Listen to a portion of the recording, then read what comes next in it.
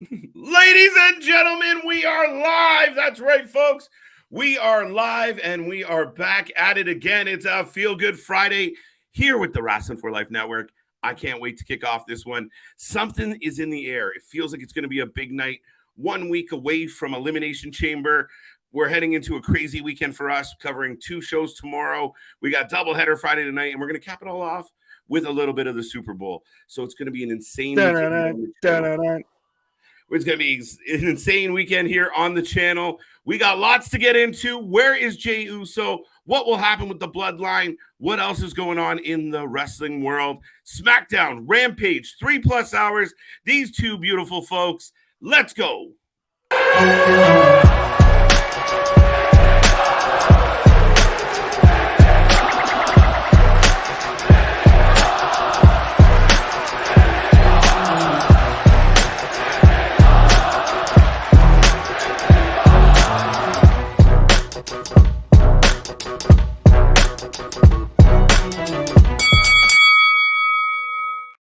Ding, ding, ding. We are live. And we are going again. Like I said, we are the Wrasslin for Life Network. We are your alternative commentary to all the wrestling, whatever it is, we cover it. We just grind on a different level, folks.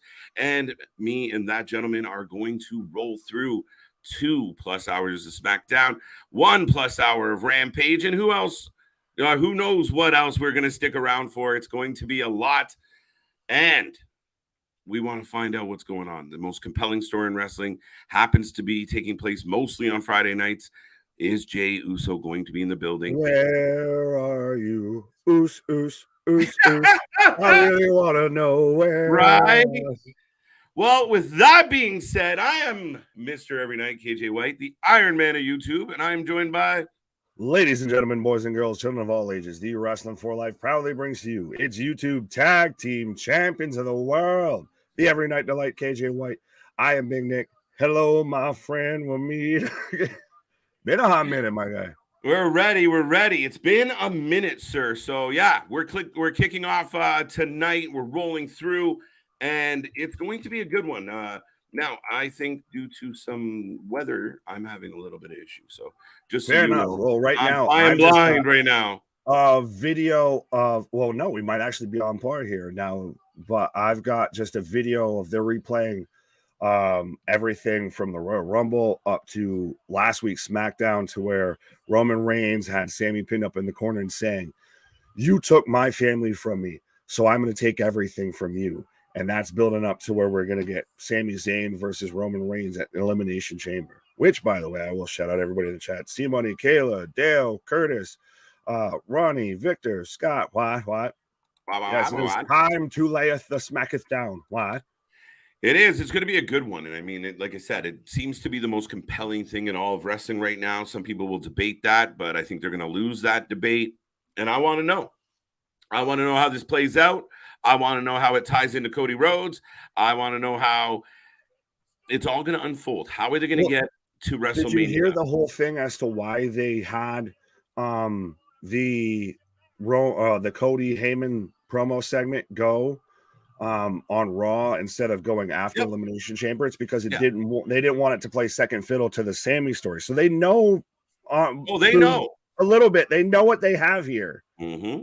And I said it a few weeks ago, Nick, when Roman brought up, like, I'd rather be talking to Cody, and the crowd was like, boo! Because boo earns. Unless Cody and Sami form a bond where they're working together, you got to keep Cody away from Sami, because Sami's fucking over like nothing else, and they will turn on Cody if they feel like Cody's in the way of what Sami's doing. I've seen everyone make the comparison, and it's very accurate. Of this is, as I'm getting the intro video right now for those following along, but it's Roman with Randy as, holding both titles. Cody's Batista, and Sami Zayn is Daniel Bryan, and it's the exact same situation. That's accurate. That's accurate for sure, sir. Like, I mean, like nobody anticipated Sami getting over the way he did, and they got to be very careful. If this is just like get to Elimination Chamber, beat him in front of the Montreal crowd, and then forget that he's that over, it's going to be a problem. going to be a problem. Yeah, just a little bit. I feel a little bit of, like I said, I still feel like it's one of those of this is your moment. So you need to capitalize on this, even if you shoehorn it or something. It needs to happen. Of the wrestling world is clamoring for it. It needs clamoring. Pause. But yeah, I mean, dude, and like I said, I wasn't here live for last week where Roman kind of grabbed his face and got intense. It was a predictable show until that. Oh. It was very much yeah, up until that you could kind of, it was a paint by numbers, but that felt special. Right? KJ wants it all. I always want it all. I'm greedy. Gotta get it all. Ladies and gentlemen, as we've got Paul Heyman kicking off Friday Night SmackDown. There we go. The wise man in the house. I was saying Boogs. Well, we got Boogs last week. I was saying Boogs. Okay. But that's the overwhelming story tonight. The overarching, I better word, of is what's going to happen with Jey Uso. Is he going to show up? Is Jimmy going to just be out there like like the Brooklyn Nets bench of just wait, what happened? And Simmons just wait, who, what? Oh, you were there a minute ago. Okay. Wait, how did this happen? They out here because I feel, well, especially because they may not be able to make it to Montreal. We need to wrap this storyline up tonight. Well, yeah, being that the understanding is they cannot come to my beautiful country. Blame Canada. Blame Canada. So that's another little hurdle that they got to figure out how they get to the next point, whether it's this week or next week, because you won't be able to cap it off with the Usos at Elimination Chamber. Right. As the crowd's now deafening chance of Sami. Even Heyman's kind of getting him over of an insane competitor.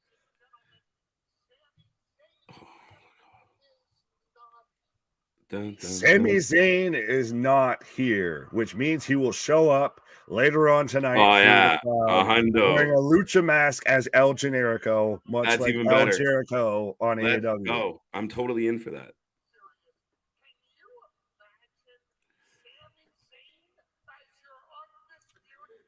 See, and this is Heyman playing exactly into this because he's saying, could you imagine Sami Zayn as your undisputed world champion?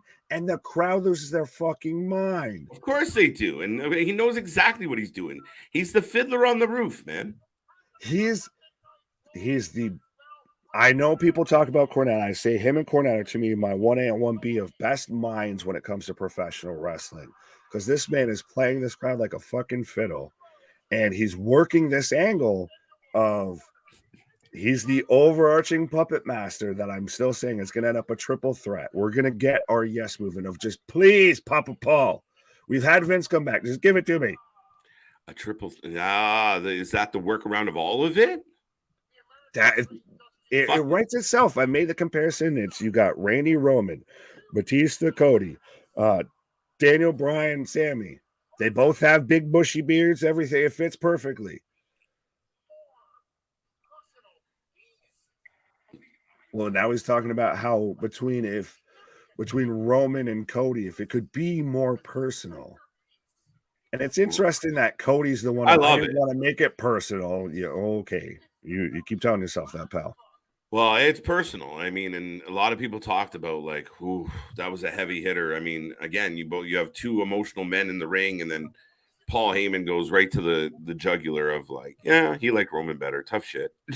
Well, it's one of those. That's what makes Heyman so great on the mic is it's jab parry. If you constantly have to anticipate and be 1 to 2 steps ahead of what he might say. And when you have two guys that can go back and forth like that, it makes it just magic. Yeah. Now, here's the thing. I believe that Cody is flirting with dangerous waters in the sense that if he keeps coming out, like Cody's got to develop some audience participation to his promos or something. Adrenaline in my soul. There's Right. your audience participation. He needs some audience participation. He needs callbacks. He needs, because if he keeps just coming out and talking from the heart, he's going to lose the crowd. He's going to lose the crowd. You think because of just how long I mean, did you somehow get ahead of me again? I don't know, but he's here. And the crowd is losing it. Samuel Uso Zayn is popping up right behind. I love the new T-shirt, by the way. It's KO shirt, right? Just throw duct tape on it. It's the same shit. Listen to the fucking crowd, and Sami. This is why I'm telling you, Papa Paul, Vince McMahon, you're a fucking idiot if you do not seize this moment and ride this fucking lightning of you have something that just fell into your lap. I don't care if you didn't plan for it, fell into your lap. It's a gold mine. Run with it. You need shit that people are happy about. You need shit that people are excited about. And people are excited about Sami in a way they haven't been excited for somebody in a while. Absolutely. After all this shit, we need a feel-good moment. And so, like I said, it's like having, Willy Wonka's golden ticket just magically fucking float into your fucking hands and everything like that. You got to just run with it. I don't care if you didn't plan for it, you didn't earn it, what have you, however you want to view it. Just take it and fucking run with it. But it was earned, right? Like we saw Sami, and I think this is why the fans are so connected. It was earned by Sami, not by WWE. Oh, yeah, no, absolutely. And I agree with you. And I mean, I think that's where people miss the point. Like, dear Tony Khan, we talked a lot about some of the things that you're missing on Wednesdays is if you let a guy if we kind of watch him develop and he kind of floats around the middle and he does some stuff, but then we as a collective see him kind of click and get it all together. Now we're behind it. Yeah, he's fucking nuclear right now. Oh, absolutely. And Sami's saying how I could have dropped you like a sack of potatoes there, Paul.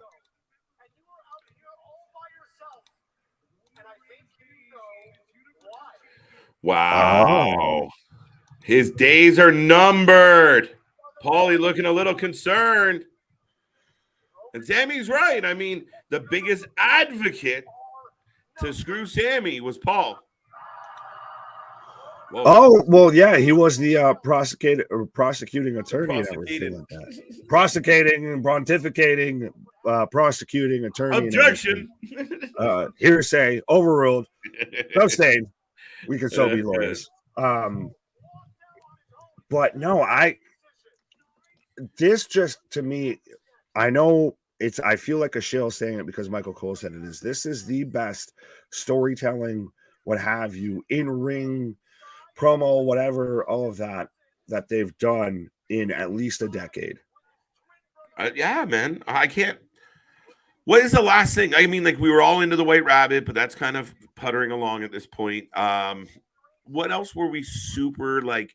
And I mean, the White Rabbit was a different animal altogether, but what else were we super into from a story standpoint in quite a while with wrestling? Absolutely. Of this all the way from the only other thing that would be comparable initially was the White Rabbit, and then that bottle rocketed. That was, that was Mentos and a Coke. Yeah, that was a sparkler, and this is a fucking M60. This is C4. That was a fucking bottle rocket. But as Sami's tearing into Heyman, I will say shout out Jason, Jake, A-Town, what up? Right. Against Jacoby, whatever. Vance, damn, everybody. Seen some new faces. Why? We are like Damien's looking forward. Oh, Jacoby. Ooh. Yeah, Jacoby was here the other night saying hi. Gotcha. Looking forward to the Fatal 4-Way match. Rey Mysterio, Karrion Kross, Madcap, and Escobar. An interesting selection of 4. It needs to be Karrion. It should be Karrion. It should be. It needs to be. But it'll probably be fucking Madcap. Rey. Or something stupid. Rey with a roll-up. No. I'm looking forward to this match because we don't know what the answers are yet. Like, I mean, technically, we're having trouble finding Jimmy and what mindset is he in when he shows up. By the way, Jay, you know what I meant. Sammy's saying Roman Reigns has got 8 days till Elimination Chamber in Montreal. And is it also on, because I know I've tied this into Yes Movement and Kofi Mania. It's so good. Oh, they're hugging. Hey, Paul. I love this. This is excellent. He doesn't need to worry about Cody. I am going to be the one to take him down. And he's leaving through the crowd. This is such the Yes Movement. This is, you need to pull the fucking trigger on this. I don't care what you're doing, what you had planned. This fell into your fucking lap. I was about to say, very much like Kofi Mania, I've compared it to that and the Yes Movement of how fitting is it that Kofi's kind of moment to where everybody's like, all right, yes, no, now we need to fully run with this was at Elimination Chamber. Sammy's moment, I feel, is going to come at Elimination Chamber to where we can't turn back from this now. Oh, this is too good. Wait, what?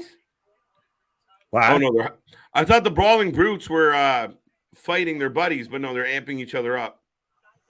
Well, looks like a typical Irish pub. If you don't know whether they're celebrating or fighting, or all I know is I need to stay away from it.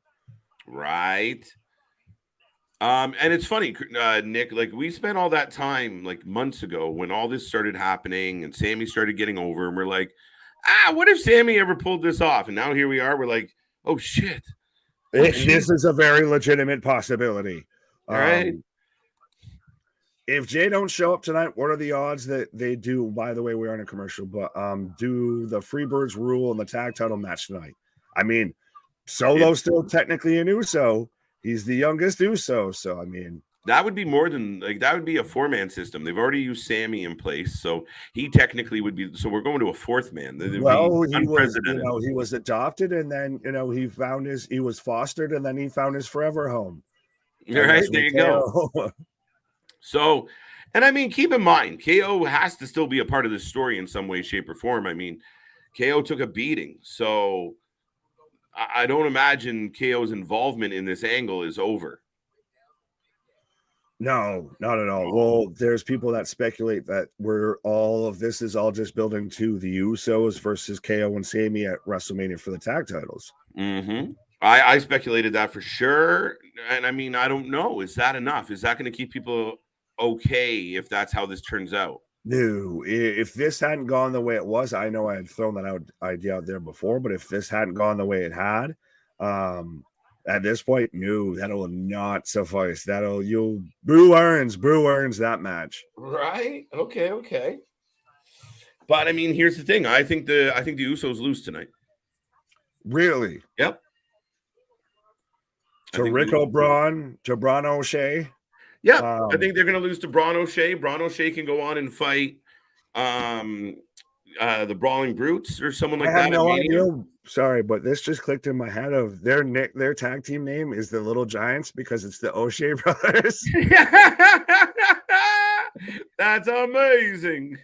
But so anyway, so you're taking O'Shea brothers. Oh, that's good stuff, dude. Well, so you're taking the Little Giants. I'm still taking the Usos. I think Jay's still potentially going to show up. We're at least going to get Jay involved some way, some form, somehow, because even it's been out there on social media of these walks through the airport make you really think, well, why would you be at an airport, sir, if you're not going to SmackDown? So right. But since Jacoby asked for it, nope. KJ Nick, Matt Cardona is done with Impact, and Davey Richards is a free agent in this spring. Interesting. Is Matt done? Like, it feels like the Joe Hendry thing's going to keep going, or is that done? Like, I didn't know, but the end of last night's show was, I mean, Joe Hendry's on fire, dude. I mean, this guy. Let's all go to Raw now. Right. Like, I mean, you could get this guy in the fold on one of the bigger shows. Joe's got something. Joe Hendry and LA Knight in a tag team and just fucking hell. Yeah, let's go, man. Like, he kills me. And like the little videos he's doing now, and like, You know, the Edge's bitch. Like, dude. I believe in Joe Hendry. Yeah. Yeah. But no, it's No, so Vance. interesting because around the Rumble, Cardona was one of the #1 suspects of, well, he's clearly going to WWE. He's already trademarked Zack Ryder. He's trademarked all of this stuff and everything like that. And now he's still got this thing. He's got that thing. He's got, what? Did I just mess that up? Oh no, I jokingly said Zach Cardona. Oh, I thought you were saying No. I messed it up. But no, yeah, but you had him. You still have him sign up for dates for NWA. You still have him sign up for dates for GCW. It's like, I understand card subject to change, but it's getting a little interesting. Well, and I mean, he didn't show up at the Rumble. He's still doing other shit. So, right. I mean, who friggin' knows at this point? We really don't. But are we getting Top Dollar versus Sheamus right now? Yeah, we're getting Hit Row. We get a weekly dose of Hit Row. Oh. And sometimes I bag on Tony Khan for putting the people I don't want to see in a weekly show.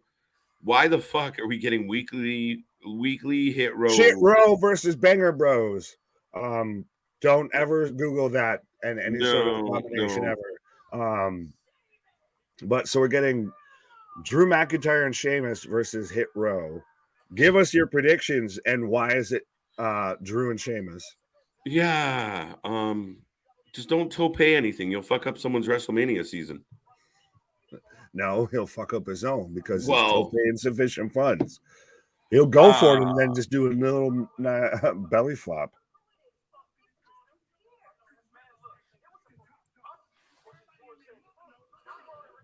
Yeah, I have no time for this.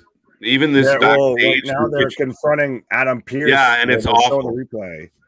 Get off my TV. Who is less over, the Gun Club or Hit Row? Oh, son of a bitch. Column A, column B, a little bit of both, a little bit of the bubbly. That's like, you know, what's better? Like, fuck. That's I would say I mean, I'll give the nod to the fucking new champions. Hit Row hasn't done shit, and I don't believe they're gonna. Well, that's because they are. But yeah, so we're getting. I feel like it's safe to say we're both going with Drew and Sheamus on this, but we've got Hit Row versus the. Do we call them the Banger Bros? Have they given them another name that I can think of? Listen, I feel like we were the first ones to just be like, "Hey, Banger Bros," and we paused on it and laughed, and then they were like, "That's a great idea." And then they were like, "Wait, you assholes! Wait, shit! They're the Banger Bros to me, buddy." Someone think about it. Bangers and Smash is all right though. Oh, that's somehow that feels worse. Oh, Vance taking Hit Row though, so we've got one for Hit Row. Who picked Hit Row? Vance taking a chance on Hit Row. Great segment. Roman versus Sami, the better story. Damian Heater. This one. What storyline's better? Not even close. Not even close. The MJF Bryan thing has been convoluted and it's got muddy. And now we have this fucking promo that everyone's talking about. People, Nick, they called the cops. People called the cops because they thought this kid. You fucking Mark. Because they thought this kid confessed horrible crimes on national TV. Wait, are you about to say that that's better than Roman and Sami? No, it's not even close. Oh, when you were bringing that up, I was like, wait, shit. Are you saying that this is better? I think this comparable helps prove my argument that I've been talking about for a while of Roman and Sami. It's Roman and Sami. And now you have the Cody part of the story, but they're keeping it off to the distance because the focus is Roman and Sami right now. And that's what you need to do. And what TK has done with Bryan and MJF is it's MJF and Takeshita. It's fucking Bryan and everybody. And it gets real fucking mucky because you can't focus on the main lineage of the story. And I like it. I like both of them. I want them to have a really good fucking angle. But it's all over the fucking place. Well, and if it wasn't like the fifth time that we'd seen MJF kind of put someone through a trials and all of that. Yeah. But okay. Claymore after we just had the beat to the Bowery, as even Sheamus I'm was setting definitely up ahead for the of you by bro a click. second. So this is a squash match and a half of this. It Is how fucking fun should NXT. be. And it's over. Uno, dos. What's up, Heather? How you doing? How you doing? How you doing? Hello, Upset hello, win. hello. Who got the? Oh, you're going for the upset. Yeah, no, the only people upset right now are Hit Row. Yeah, well, you're gonna be upset, I guess, if you pick them over that win. That's the only upset you're getting with that, because that was a squash match and a half. If I can't name one offensive maneuver I saw Hit Row get in. Right. It was first I hit him like this, and then like this, and then dun. Hey, Valhalla. So we're getting Braveheart and Boondock Saints versus Vikings now. Are you getting the Valhalla? I am right now. Okay, so I tried to let you catch up here. So very good. She looks badass. I just wish she'd like wrestle or do something. They gave her one squash match. She's the fucking female Malachi Black, except he actually wrestles. She don't do when shit. Does he wrestle? Cut spooky promos. I know he does, but like all she does is just cut spooky promos. That's all he does, and he hasn't even done one of those in a minute. They have completely underwhelmed us twice with Malachi Black. Well, that's going to be an interesting question now. Which has been more underwhelming? The Viking Raiders, War Machine, Viking Express, whatever combination of those names you'd like to make, or the House of Black? House of Black, because I think we expect more out of the House of Black, and I think fair enough. I'll give you. I think it's greater untapped potential. You are the chosen one. Yeah, like this. I mean, he's badass. You know, with Brody King, with Murphy, they should be out there fucking up important people, and they're not. They're, you know, when we did see them, they're oh shit, Jimmy on the phone. Oh, I still got the brutes, so then I'll just, you know. You down with the JOSAOP? Why? Yes. Rest in peace, Hit Row. Jimmy just left a voicemail for Jay for keeping track at home. We won't get the answer to this until I think moments after the match starts. We're gonna get main event of. We'll get, like I said, we're gonna get, as we're go to commercial. We're gonna get Jimmy comes out there and he's sitting there. Like I said, looking like the fucking Brooklyn Nets team of just like, oh, wait, hold on. There was more of you here a minute ago. And then we're going to get Jay, and we're going to get that nice little embrace after the match between Jay and Roman.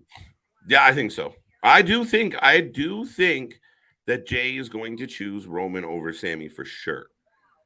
I think it's going to be a hoodwink, but I think that's where it goes. Now, people said, what if it was Jay versus Roman at Mania? And I'm like, I don't know.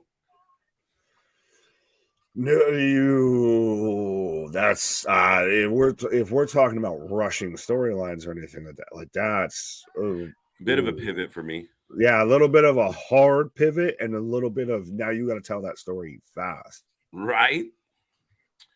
I was working in fast food. When? I'll take a Baconator. I also worked at Domino's once upon a time. It was funny you said Baconator. My first job ever was Wendy's. That's so fucking funny. I swear to God. Oh, go ahead. Click away. No, I was just Covey shout out. We live. Why? We live all the time, and we're going to be here live. We got your whole weekend covered, folks, while we're in commercial. We got your whole entire weekend covered. You ain't got to do nothing except get yourself some snacks, whatever it takes you to get you to make you feel right on a weekend night, because we're here for not only one, but 2 streams on Saturday of the GCW, JCW, J Cup, coming back after a decade of being away and everything. Reintroducing the JCW championship and all of that. After it became GCW. And then we're here on Sunday for, of course, the Superb Owl, the Super Bowl. Absolutely. What, you've never heard it called that? No, I actually haven't. That's funny as shit. Yeah. I was like, pardon? But yeah, folks, we are looking forward to the J Cup. You got names like Gresham, Speedball, Joey Janela is going to be there. Alex Shelley, Tony Deppen, and the list goes on. It should be a good tournament. It's going to be a lot of fun. And of course, wrestling isn't wrestling without your alternative commentary. We're looking forward to that. There are some other wrestling things we might peek at while we are live, so you never know. So as we always say, strap in, strap on, or strap on and strap in. Trust me, at times there's been 3 to 4 things at times, and it's now become, unfortunately and fortunately, to the point of now it's, wait, do we cover this or do we cover this? Or do we do this or this? And now there's so much wrestling. A little bit of this. You can get with this or you can get with that. Right? So, and then do keep in mind, folks, we are doing the Super Bowl party this Sunday. We're going to have a lot of fun. We're going to have opportunities for giveaways as well. And next Saturday is a huge night on the channel as we come to you with Elimination Chamber. And we got the Showdown in the Valley. Is it a Showdown in the Valley? Battle of the Valley. Battle of the Valley. Fucking too much wrestling. But we get Jay White, Eddie Kingston. We get Kyrie Sane versus Frankie Monet versus Mercedes Frankie. Yeah, there we go. Mercedes Monet. Probably be a better match, if I'm going to be honest. Shout. Accusations, so allegedly. See, that's what you say, so Brett Favre doesn't come after you like he did with Pat McAfee and Shannon Sharp. And you just got to say allegedly. Oh, here's Carrion. It's funny he's got an hourglass and because he's the man that fucking time forgot, I guess, of booking forgot. He has been kind of forgotten as well. Well, that's what I'm saying. If booking has forgotten this man, if this man came in, well, we were already contemplating of him versus Roman. He instantly started off with Drew, and now we're jobbing out to Rey Mysterio. Yeah. What? Lacey Evans. Operation Cobra Clutch is in the house. Accusations. Sonya Blade. Some things would just need to be thought out before said out loud. I struggle with that mightily, sir. Every day, so sir. If it's every you doing day. it instead of me, we're winning. Oh, they're showing Jay again, or Jimmy.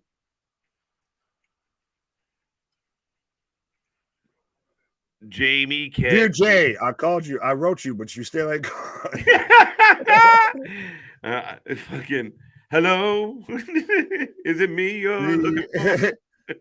Is it Oos you're looking for? Dear Oos, I wrote you. Dear Oos, I wrote you, but you still ain't called. Oh, Carmen Harris is in the ring now. From the UC, what the fuck? No, dude, shut up. Whoa. Who in the Rudy Blue Hell? What in the Angelica Pickles is happening right now? Chucky Finster had assistant. She became a pro wrestler, and Lacey Evans about to kick the shit out of her. Dude, literally about to jump on that, and you were like, what the? Not no, nice. Now I follow this lady on Instagram. Some are more beautiful than others. I know this lady, but Angela Pickles killed me. Did you just say I know this lady? Well, I follow her. Yeah, I know her. She's down on the street there every time. Hey. The queen of repackaging equals Lacey Evans. But some of it is not her fault. It's like Elias. You can't blame him for everything. Just most of it. Lacey Evans for the win.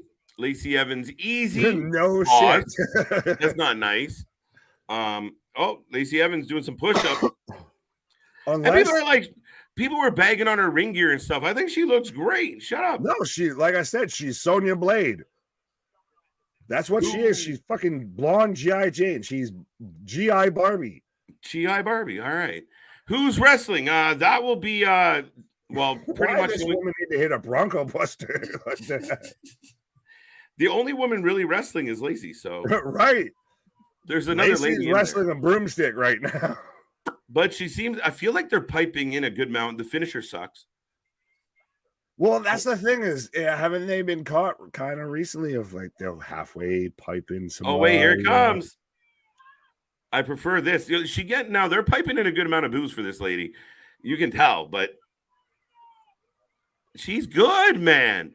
I know people hate her opinions on certain shit, and she got some stupidity problems. But in the ring, she's good, and people don't like her anyway. So make her a heel. He's as good as you know who? Sergeant Slaughter, who she's gonna end up paired with. No, she is. Listen up here, maggot. She is absolutely like ragdolling Raggedy Ann here. Yeah, well, that ain't fucking hard. Like, do that against Charlotte Flair, and then we'll talk. Like, I wouldn't believe it then. Like, no. She'd be a good challenger for Charlotte, especially like this. Then have her face someone fucking credible. That's well, she's wait. I get half of what you're saying, but then have her face someone fucking credible. This is how you do it. You bring her back and you let her squash some people. That she's working her way to the better people. But when people already think you're shit, is it good to sit there and just keep playing around with shit? No, but I mean, you got to build the momentum from somewhere. Now, Jimmy's still distraught, my friend. All day, nobody's heard for Jimmy from Jimmy in what 2 weeks? 2 weeks. Whew. Jay, I keep switching their names. I know it's Jay. Well, see, how can you do that just with their names? It's one thing about them looking alike or anything like that, but you're just doing it just on their names. Good evening, sirs. How are you? Good evening. What's up, Hugo? Why? Huh? Huh? Keyshawn says she looked good in that outfit. Yeah, I mean, I think that what they're doing with her is good. And I like the fact that she's using the Cobra Clutch. I'll give her credit. Test your mind. She's fucking Sonya Blade, like I said. I'm good with it. I like Sonya Blade. Oh, well, no, it's so funny because Ronda voiced her in one of the most recent games. So shit, you just put them again together in a fucking team. You have your little squad of that's upsetting. Of Lacey Evans, Sonya Deville, Shayna Baszler, and Ronda Rousey. There you go. There's your 4 horsewomen. Wow. Paul letting Jimmy know you are on your own. Sorry on a side note, but yes, definitely the 4. An interesting 4. All right. But yeah, Paul basically saying to Jimmy, you're on your own, bro.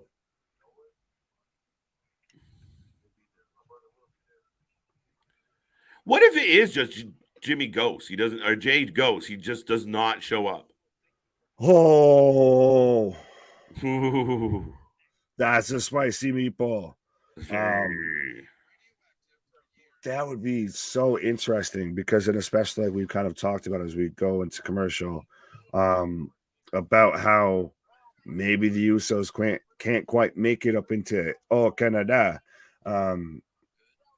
So does that now become even another cliffhanger after this of, this story has so many goddamn layers to it.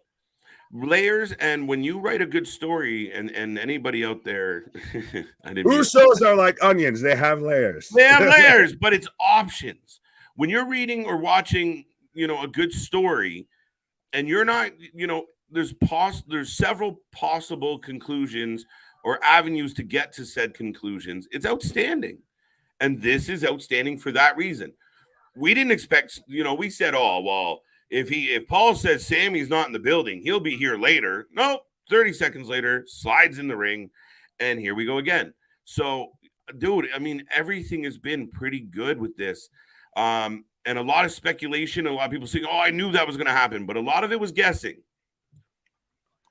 Yeah, well, that's the whole thing with this whole story is it just keeps you constantly guessing. And in a good way, Bray, take notes, as to any sort of way that it could go. Like you now almost with the promo that Sami cut and everything, granted, in your logical mind that there's no way Sami Zayn wins, but there's still a part deep back there that you're like, what if they do it? And that's the way it should be. Right. That's like Sami captures that mantra in a complete nutshell, Nick, of maybe he could. We didn't expect him to be here. So maybe he could. Right. You weren't supposed to be here. So just how far are we going to go with this? Right.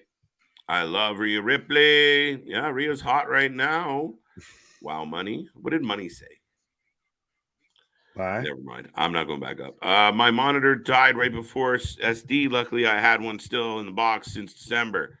Life is good, Larry. Life is Fair great. enough. Rhea Ripley is in Australia with her family. That's why she was not on Monday Night Raw. Yes, I did see pictures of that. Because we know where everybody is at this time. Well, I was going to say, you could have that. That ain't even what I'm mad at. Right. Do you guys see Riddle coming back soon? He's due. Not I don't want to go to rehab. Not until after Mania. Man out there with, Catch Me Outside and all of that, and with the grills and everything, and, the McLovin mustache and all that. No, right. You sit your ass on the sidelines and you come back whenever you're done being Antonio Brown of professional wrestling. Yeah, we got him looking like Riff Raff. What the fuck's going on? Yeah. For fuck's sake. No, you come back after Mania. Right now, Mania is cooking with all fucking gas. You think after Mania, eh? Yeah, so don't fuck that up. Don't you get involved in something and then you fail another drug test, or you need to get suspended for this, that, and the third, or whatever happened, allegedly accusations the first time. Right. So no, you sit your ass on the sidelines and you can come back when Randy comes back. Randy. Right. Now, I mean, there's still debate on where Randy is at with his recovery. His back. There's debate if Randy comes back. Well, that's the other part of it. Now, I do believe he comes back, but I don't know the extent. And I mean, he's been out for quite a while. I could see Riddle showing up and getting involved in something mid-card, fucking around with Elias again. Mid-pre-show. Mid-pre-show, yeah. Yeah. By the way, I'm getting a commercial for the Super Bowl. So I will remind everybody, not only are we here tonight for SmackDown and Rampage, we're back tomorrow. We come in at 2 p.m. Eastern time. Spend your afternoon with the boys.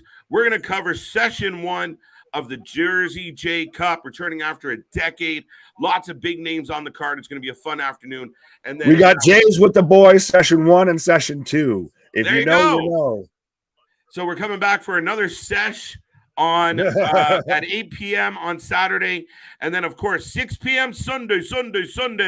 The biggest sesh of them all, the Super Sesh, the Super Bowl. The Super Bowl. Light it up. It's going to be a good one. Absolutely. I'm taking the Fly, Eagles, Fly. I think you're taking... Oh. Isn't that the Braves? No, well, it was the Braves, the Indians, Florida State University. True. Chiefs. Yeah. Who are the chefs? This is my favorite shit. They just need to let Heyman book SmackDown.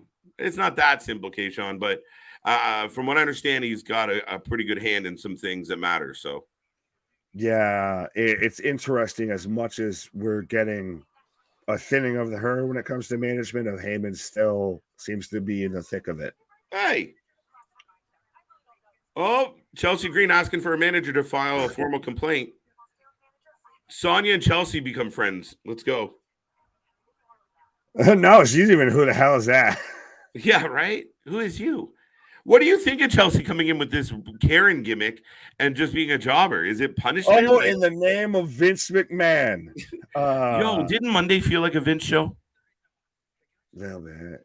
It kind of did. Like I don't want to say it. I don't want you to. If you say his name, no, we said it twice. If you say his name 3 times, he comes back over and takes over creative. You just pop out of the stream and be like, start talking. Right. But yeah, this screams of a certain dinosaur that's now the executive. Did he just say? Sorry to interrupt, but yeah. Go ahead. Did Adam Pearce say Chelsea Green was going to fight Sonya at Elimination Chamber? What? On the pre-show? I hope. What? Holy shit! So we're getting, we're getting the O'Shea brothers, Little Giants, right now. The O'Shea brothers at the top of the hour. Yo, what the fuck is this? This isn't the main event unless they're coming out and cutting promos. No, but did you see that graphic? That AR for Braun, or yeah. What is that? He's Mr. He's Mr. 101. That's the only thing I could fucking think of. You know what? This team's good. And they look like, I mean, they got matching facial hair and head hair. I got one better for you. It's just Krakatoa from fucking SpongeBob. That's what that was. Hi, Ramzan. How are you? Welcome. I just keep looking at it and want to say Razor Ramon every time I look at it instead of Ramzan. Right. Sorry, I apologize, but here comes Jimmy all by himself. This is not the main event. No. Wow. What in the fuck? I would have thought this main event of the show. What else? What main events now tonight? This is start of the top of the hour. It seems like, because we still got the intro. This will probably go into the bottom of the hour, and then Jay shows up at the top of the hour there. Mm-hmm.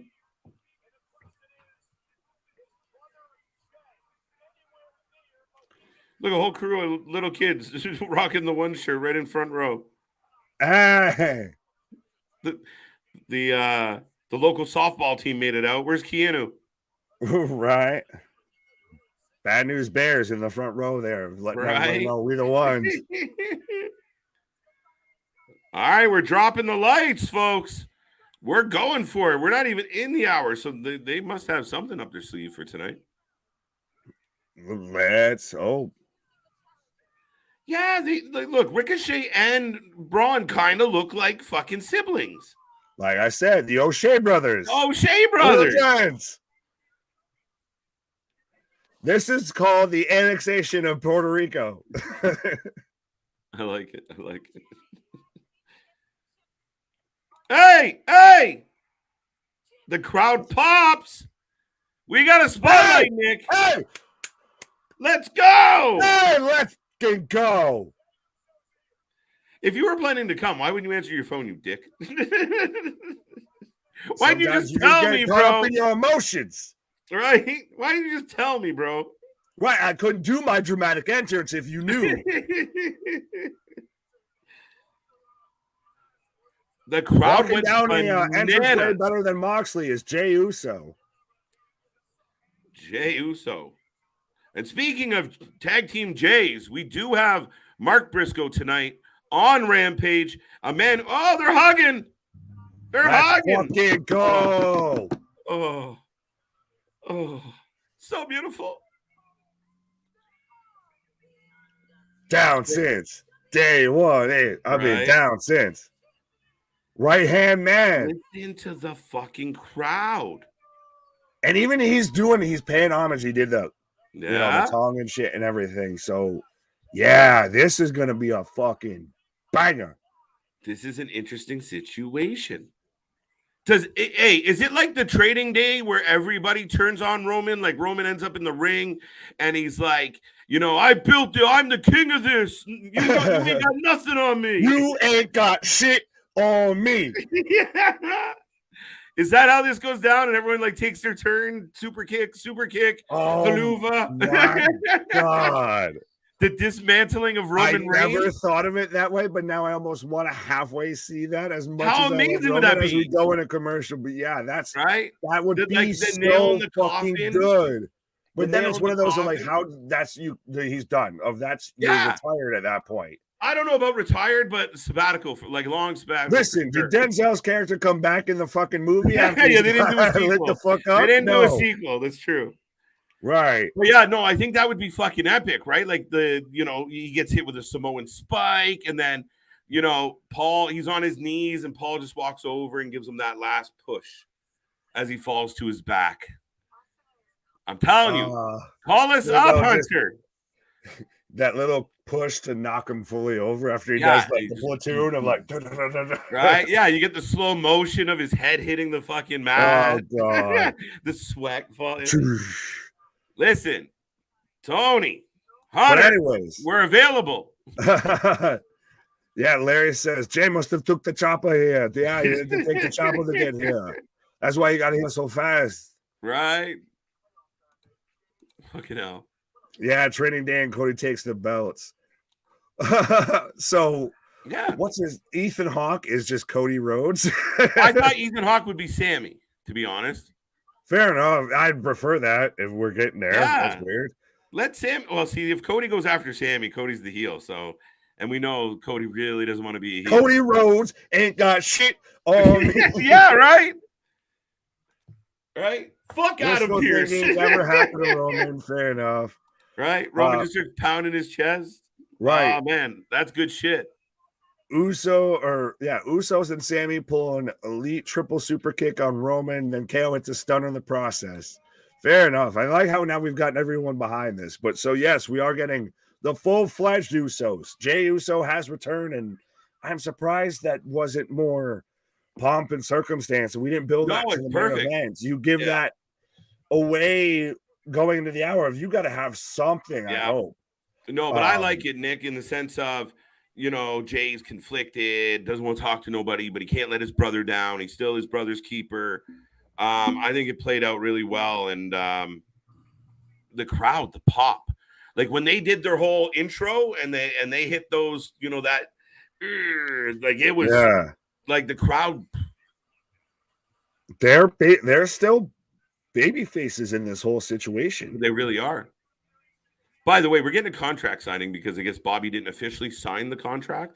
So I guess we're just going to try that again. It's because Brock's been laying up all night, even though he's got Sable right beside him. He just can't help himself. He's up there all night just thinking about Bobby. Listen, I give Brock all the credit in the world. Man, it's kind of funny. And I love that whole thing of like, think about Bobby with my wife 4 or 5 hours later. And I was like, good on you, sir. And I'm going to climb on top of Bobby Lashley because Bud Light won't pay me a fucking dime. If anyone remembers his UFC promo. But yes, we've got the Usos right now versus Ricochet and Braun Strowman, the O'Shea brothers, as I guess I've done them. So Little Giants versus the Usos.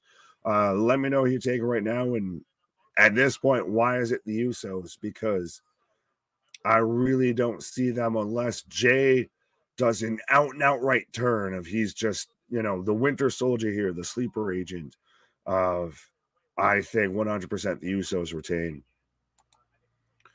Larry, congrats on 1.32 subs. Absolutely. Thank you very much. Absolutely. If you haven't done so already, folks, be a friend, tell a friend.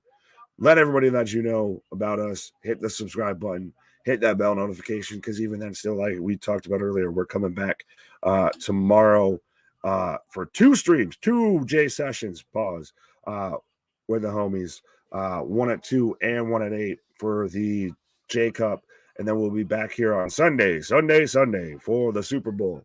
So absolutely, we got you covered when it comes to the whole week and everything. Just get whatever you need to get you feeling right on a weekend night and just tune us in and you're all set, my guy. If you've never seen the Pat McAfee show where he interviewed Brock Lesnar, you guys got to see the whole for. I've actually seen that, Clinton, a bunch. Oh, as Braun just throws Jimmy, I believe, right now into the turnbuckle. Yeah, no, I've seen that whole segment. I'm a fan of very much, obviously, I feel, of the Pat McAfee show. That interview was hilarious. And it was also interesting, the interview that he had with Vince as well. So Braun now throwing Ricochet into Jimmy. Ooh. Interesting double team maneuver of Braun throws Ricochet into a drop kick on Jimmy. Larry taking, come on, Braun, choo-choo. What? Seth Rollins called out Logan Paul, two-facing at WrestleMania. What do you think about that, KJ Nick? I feel like we were going to get Logan Paul in something. We thought it might have been him versus John Cena. So, I mean, I wouldn't be surprised if it's him versus Seth Rollins. And we've also seen Seth very much going at CM Punk, who's going to be, if it was AEW and he didn't get bought out and he doesn't get out of his contract or anything, AEW could use him, but also maybe WWE could use him. So there's that potential. But no, I don't mind that. I feel like, honestly, a lot of people had speculated about Seth being in the main title picture, especially if they had split the belts. But if you're not going to do that, like I said, even when you had Roman versus Logan in Saudi, it's going to be a spectacle match. Why not have Seth Rollins be involved in a spectacle. You get everybody, he's going to be the baby face of the match. You get everybody singing along to his whole music and everything, 100%. Oh, double team Samoa drop from Jay on a ricochet. Trish is coming back, allegedly. Again, like I said, you have to say allegedly, otherwise Brett Favre shows up and, says you were saying mean things about him. Ask Pat, ask Shannon Sharp, all that. But no, there's been potentially leaked rumors as we go into commercial again, as Ricochet's dumped on the outside. But there's been leaked rumors that Trish is going to show up next week on Monday Night Raw, which we will be here live for, like we're here live for anything else.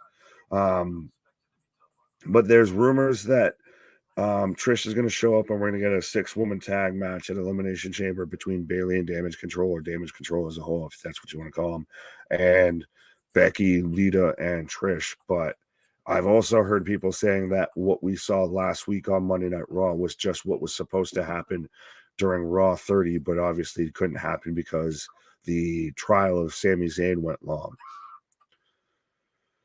So we'll see. We'll have to see. You'll have to tune into us here when we're covering Monday Night Raw to see what happens, folks. Bayley wants to face Michael Cole at WrestleMania. I don't want to see Michael Cole in another professional wrestling match ever again. Logan Paul versus Ricochet. We need this match. No, we don't. What we already got, which was that match just better, was Carmelo Hayes versus Ricochet, where they already did the spot that Logan Paul and Ricochet did that everyone's marking the fuck out about.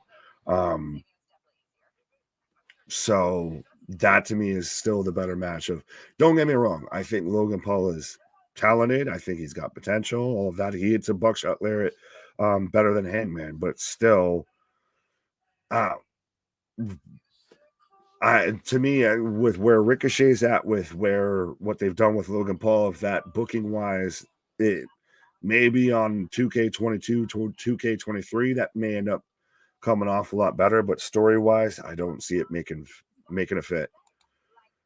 Jojo, yeah, shout out Jojo. Do you think Jay is out of the bloodline? No, I don't think so. Seeing how he showed up tonight, that was the big question that we're gonna get. As we've got it, like I said, it's surprising that they've had this match now carrying over. It's going to be going into the top of the hours. We're just in there right now as we're in commercial. But so Jey Uso came back. So we've got the full Usos, the full collection, the full bloodline outside of Sami. But so we've got the Usos versus the O'Shea brothers there, Braun and Ricochet. So I don't think he's getting kicked out. Like I said, unless he does the Winter Soldier, the sleeper agent of, it was me, Jimmy, it was me all along, and he turns, I don't see that happening, or unless maybe Jay's the one that, if they do take an L, which I don't think they will, that Jay's the one that takes the pinfall, and now you really got to atone for your sins. But I think we're going to get a moment here to where we see Jay really realizing of, no, I'm down 100% bloodline, and Roman embraces him, because we did still have it speculated that we're going to get, instead of the Sami versus Roman or any sort of triple threat, we're going to get the Usos versus KO and Sami at WrestleMania. So for that to happen, Jay needs to be obviously involved in the bloodline, and also the Usos can't travel to Canada, so they've kind of got to wrap up this end of the storyline in the bud, unless they're going to carry it over. But we're back from commercial right now. Jimmy just laying into Ricochet, as the Usos are very much in control. So, folks, if you haven't given us a prediction, Christ, if you haven't given us a like, if you haven't given us a subscribe, if you haven't just, said, hey, absolutely, folks, go ahead and do that. Whether you're taking the Usos, whether you're taking Ricochet and Braun Strowman, whether you're excited for Friday Night SmackDown, what? Whether you're excited for Rampage, what? Whether you're excited for the J Cup coming up, 2 streams, 2 smoke sessions, pause, accusations, 2 J sessions, vitamin sessions with the boys at 2 o'clock and at 8 o'clock on Saturday. And then, like I said, we're going to be back here for the Super Bowl the Sunday night get right. So absolutely, folks, be a friend, tell a friend. We do this for anything and everything. Springboard crossbody from Ricochet onto Jay. The main event is the fatal. Oh, why? Why is that the main event? That should be happening now. And this should be the main event. Terrible booking as we got a hot tag to Strowman and to Jay as Strowman just shoulder tackling through all of the Usos. But no, that match, the Fatal 4-Way, should have been happening now, and this should have been the main event. Let this story play out. Let this story build of will he, won't he? We don't know if Jay's going to show up, and then he triumphantly shows up. Way better than you're doing this now. Unless they've got some huge surprise. Poor booking. Poor booking. Poor booking order, I'll say that. Is Roman Reigns at SmackDown tonight? We haven't seen him yet, so we don't know. Maybe it is just, maybe the wise man just consoles the Usos or celebrates the Usos. Or maybe that's where we get Roman pops out. That would be, I didn't really think about that, Damien, but fair enough. As we've got a Tope Con Uso from Jay on to Braun. Super kick. Jake, what up? Speaking of Usos, and absolutely, folks, we do as well.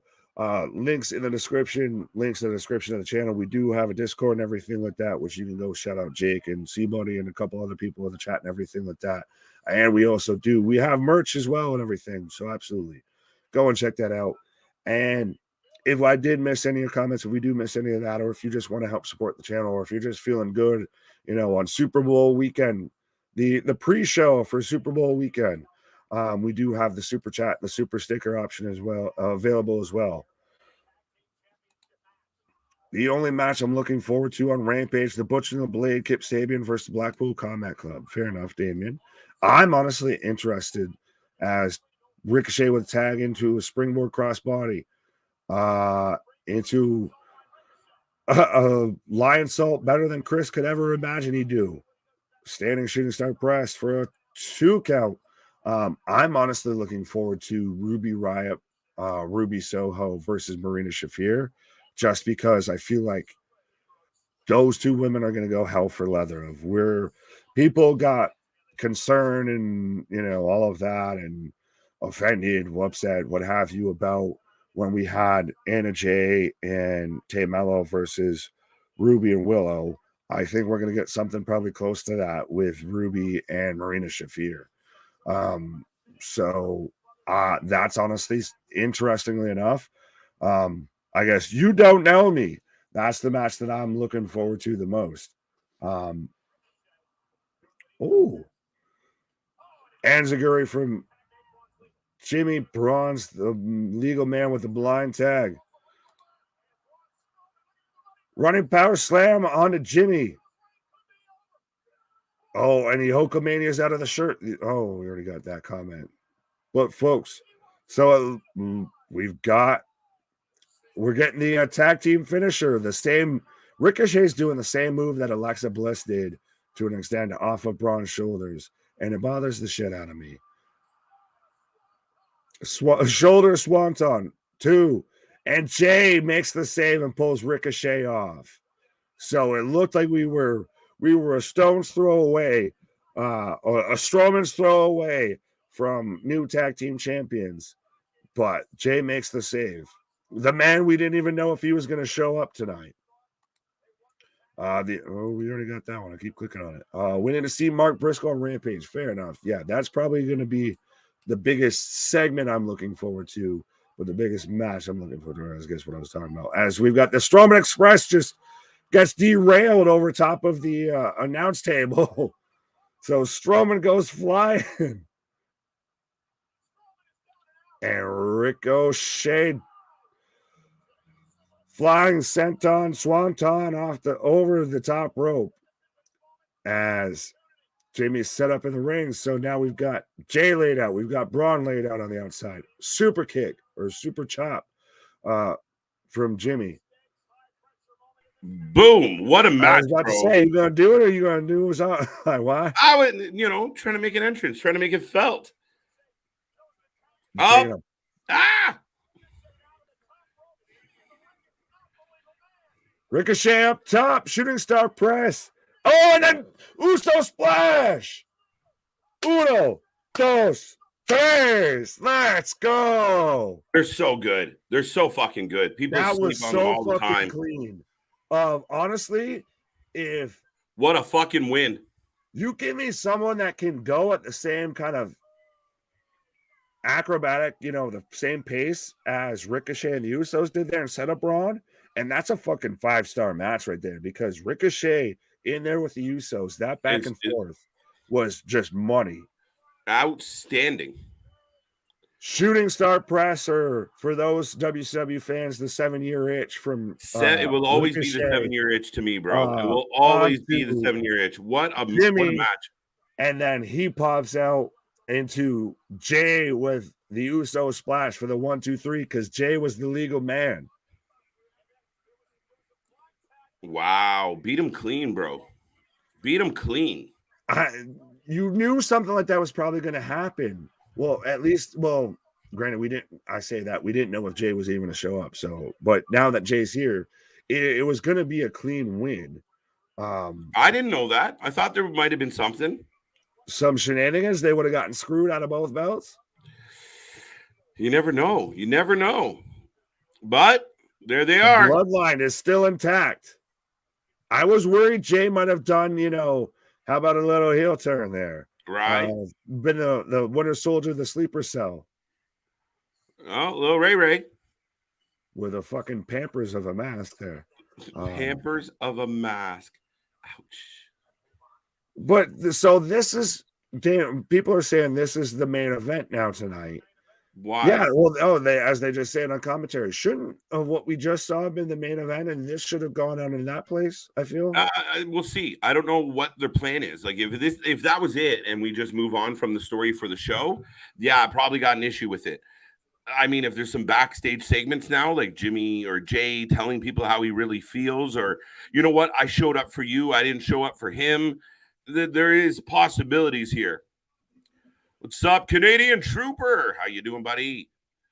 8. Ricochet and Logan Paul. No. Yeah, that people brought that up while you were on your little pause there about the idea of Ricochet and Logan Paul happening at WrestleMania. No, I completely agree with you that I don't really care for this we talked about Logan Paul and Seth Rollins being an option, and maybe that's what we get. I don't know, but my buddy Big Nick is going to take a pause for the cause, folks. You are going to roll with me for the next few minutes as we continue through SmackDown. We just passed the hour mark. Do not forget, at the top of the hour, we will bring you the alternative commentary to AEW Rampage.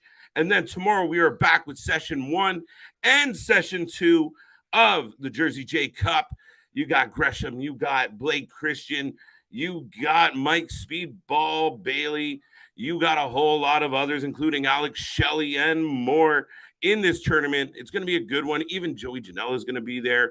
Tune in for that. And then Sunday, your favorite wrestling channel is going to do a Super Bowl party. Thought we were going to watch Super Bowl anyway. Why not do it with family and friends? So we are going to have one hell of a weekend. Then next weekend, after covering wrestling all week, we will be back with more wrestling. We got Battle in the Valley. We're looking forward to that. Of course, Sasha Banks making her in-ring return. And then we're going to also cover Elimination Chamber, where, this whole story with Roman Reigns and Sami is going to come to a head in one way, shape, or form. Plus, we have 2 Elimination Chamber matches and more for that night. Cannot wait, folks. We are in WrestleMania season, so strap in, strap on, have a good time. And if you are new here, I see 50 plus hanging out. Like, subscribe, join one of the fastest growing channels out there as we give you the best wrestling content possible here all the damn time, talking about wrestling, folks. What do we got in the chat here? I think Jay will end up being special referee for Sami versus Roman, and he'll fall back in line with the family then. Ooh. Interesting, Dave. Not a bad angle. Make him a special referee, all right? I mean, maybe not my first choice, but, it's one way to get him involved and then kind of force his hand. We'll see. I'm curious if we get any more Bloodline on the show tonight. But whether or not, that tag match was excellent.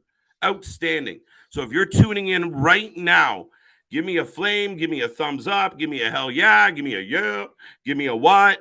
If you enjoyed that last match, I want to know, folks. It is a feel-good Friday night, and we are rolling through. What else do we got in this chat? What else are people thinking about? Wait, Saturday. What did Steve say? Let Logan Paul take on Bad Bunny? I don't know. For me, Bad Bunny got overhyped. I mean, was he really that good? Honestly, did he really impress us? Let's be real. Will Sami come out again? I thought maybe he would get involved in the tag match in some way, shape, or form. He's still lurking around. That's what I wonder. Like, what is next? Like, does Sami pop up in the back with Jay and say, like, hey, man, we should talk? Or something. Like, it just feels odd that match happened now, especially as good as it was.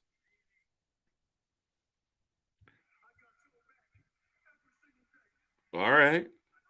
So Jay telling Jimmy, I got your back.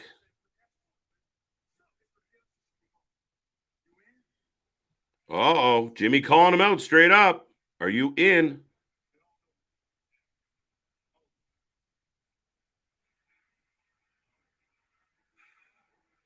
Oh, okay. Okay. And there's Paul lurking. Is that your brother? Paul, man. He just left.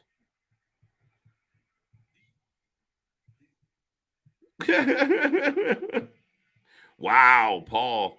All right, so folks, no real answers. Jay just walks off. So is that it? We'll find out.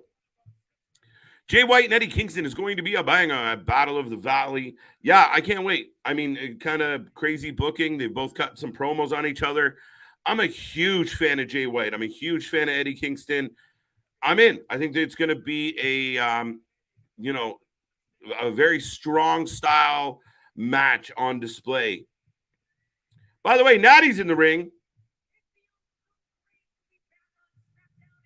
Oh, and somebody gave her a microphone. How did that happen? Whew, sorry, Natty. I give the match 10 poutines. That's a good rating. That's a good rating. You're giving me munchies here, C-Money. What are you doing? Seth versus Paul Bunny. Seth Miz, Paul Bunny. No. And I'll say this: I give Logan Paul credit. The kid showed up to battle. Like he didn't half-ass it. Ugh, Natty. Dave reading my mind over there. Paul was listening to the Usos talking. Absolutely. Of course he was. A little grease ball. Paul's always up to no good. And poor Natty. All these years in wrestling, a hell of a wrestler, cannot figure out a microphone to save her life. 30 years of cutting bad promos. Like, what happened? Like, did you not practice ever? Like, wouldn't you accidentally get a little bit better at some point? No? Shayna needs to take. Yes, let's go. I'm all for this. Shayna Baszler, break her arm. Not really kayfabe. I wouldn't wish. I'm not wishing harm on Natty.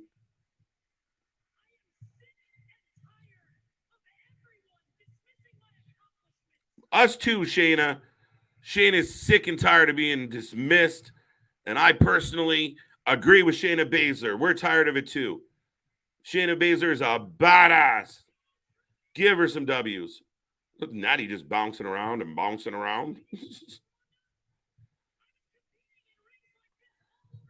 I feel like Natty and her sister went through a public midlife crisis. Just a thought. Logan Paul getting mentioned by people last year, Rookie of the Year, doesn't make sense. Yes, he performed well in the few matches, but could he do that 200 nights a year? Dave, I completely. Oh, look who's back. I give a damn about my reputation. Ronda Rousey has returned. Comes stomping on out. Apparently, her and Natty coordinated their outfits. Let's just join forces, all three of you. Why is Ronda mad at Shayna? No, they're going to beat up Natty.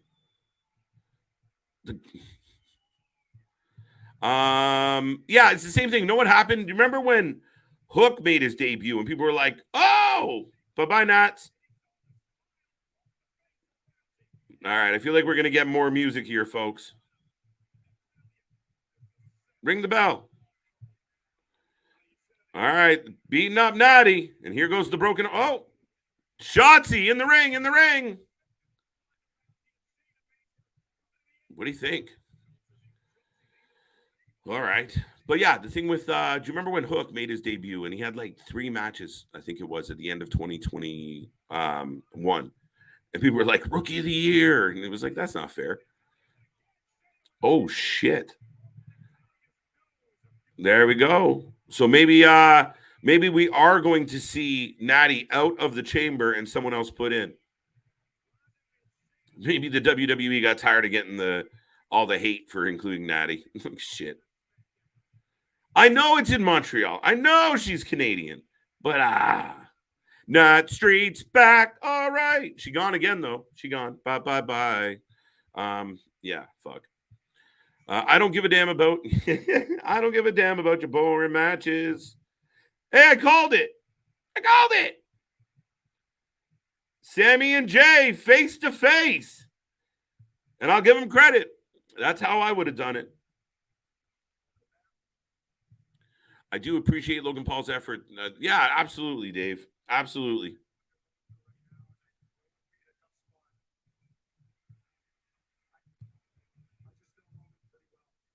All right. So, Sami pleading his case.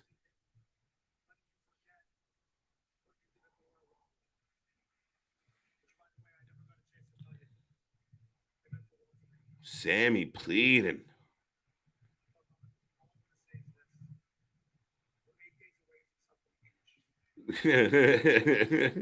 Hello, my friend. We meet again. Here we go.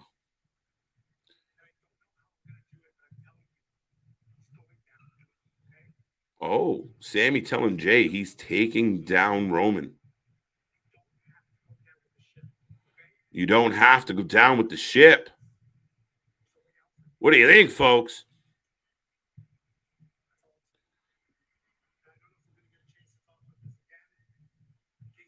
Kind of, sort of, yeah. In that first run, Dave, you're not completely wrong. I have major issues with Ronda Rousey and how she approaches everything with wrestling.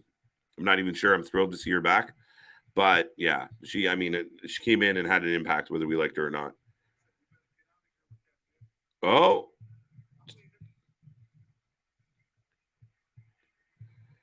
Woo, will he give him the bump? The crowd pops. Jay giving Sami a little bit of love. It's hope Roman isn't watching the show. Yeah, right? Roman doesn't watch wrestling when he's not on it. So they're safe. They're safe. That's crazy, though. Jay showing compassion. He at least listened to Sami. He didn't just kick him in the face. That's something unto itself. And at the end there, Jay still giving Sami some love. Interesting, folks. Interesting. And that's kind of what I thought should happen, right? Like, where do we go with this? Now, it's still only an hour and 20 minutes into the show. Are we done with the bloodline yet? They've been an integral part of this entire show. So I'm curious. Last week, I said, could Sami, KO, Jay be in cahoots? Yeah, I mean, if somehow, some way. But I mean, the trick here is Jay is loyal, maybe not to Roman, but Jay is loyal to his brother. So that's what becomes very interesting with this is Jay could side with Roman without really, we saw how this all started with Jay. So for me, there's that potential that Jay will always be loyal to the bloodline just because it's blood. So I don't know. I mean, other people speculated, what if it was Cody, Sami, and KO? I don't know, because everybody is really, really, really behind Sami right now. So if you even put them together, if Sami's not the focal point, it might not work. Rumors are Ronda and Shayna versus Io and Kai at WrestleMania for tag team. There you go. Upon first reading that, Dale, I'm not exactly pumped about it. Truthfully, I don't know. I just don't think, if you want to highlight the women's tag team division, you got to give somebody like Sky and Kai somebody to go up against. You have to give them somebody that are going to go and have a pace to the match. I don't think Ronda in particular, but I just think I'd rather see something else booked for that title. What do you guys think? I don't know. That's a tough one for me, Dale. Roman is watching Rampage at home tonight so he can see his real brother. Oh, there we go. What's up, John? What's up, John? How you doing? Cody with Sami is a total no-go. Yeah, Steve, I know. They can't do it. They can't go up against that. KJ, here a thought. The Usos betray Roman. Solo Jimmy come tag champs. Jay becomes tribal chief. Kind of ties into like my Denzel, everybody takes Roman out kind of idea.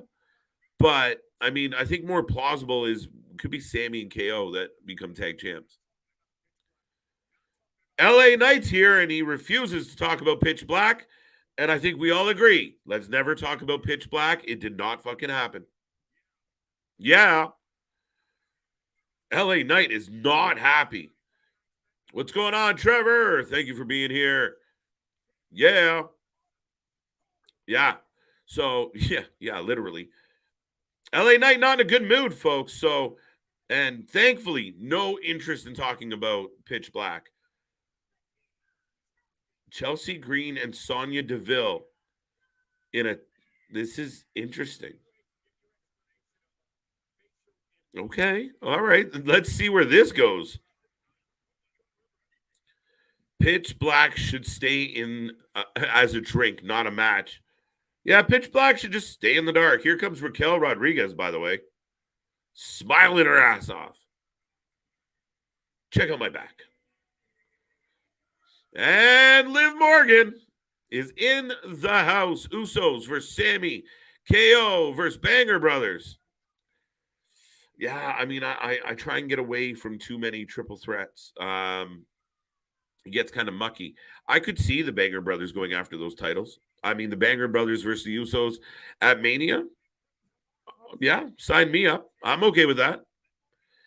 So Liv Morgan coming to the ring to join Raquel. Get your predictions in. We got Raquel and Liv versus Chelsea Green and Sonya Deville. And I don't think anybody is picking the latter. And I'm glad to see that Liv survived her interaction there with MJF that everyone was so concerned about. Right, poor Liv put in the driver's seat, but she pulled through. Yeah, even though he mentioned about how she had brown curly hair and everything, and clearly not Liv Morgan. Everyone doing wellness checks on her. Fucking hell. Yeah, like you even said it when we were talking about it, off screen and everything like that. He just confessed to it just live on national. Yeah, but it's fine. He's like, I don't know what the statute of limitation is in the States on manslaughter, but no, because she didn't kick the bucket. It just swap it. It was like it felt a little bit like. Wait, she lived. Yeah, she lived. Lived. What? What happened? Well, he was driving. I don't know. I don't know. But was it a bit of a weird? Like, I know you're a diehard MJF fan.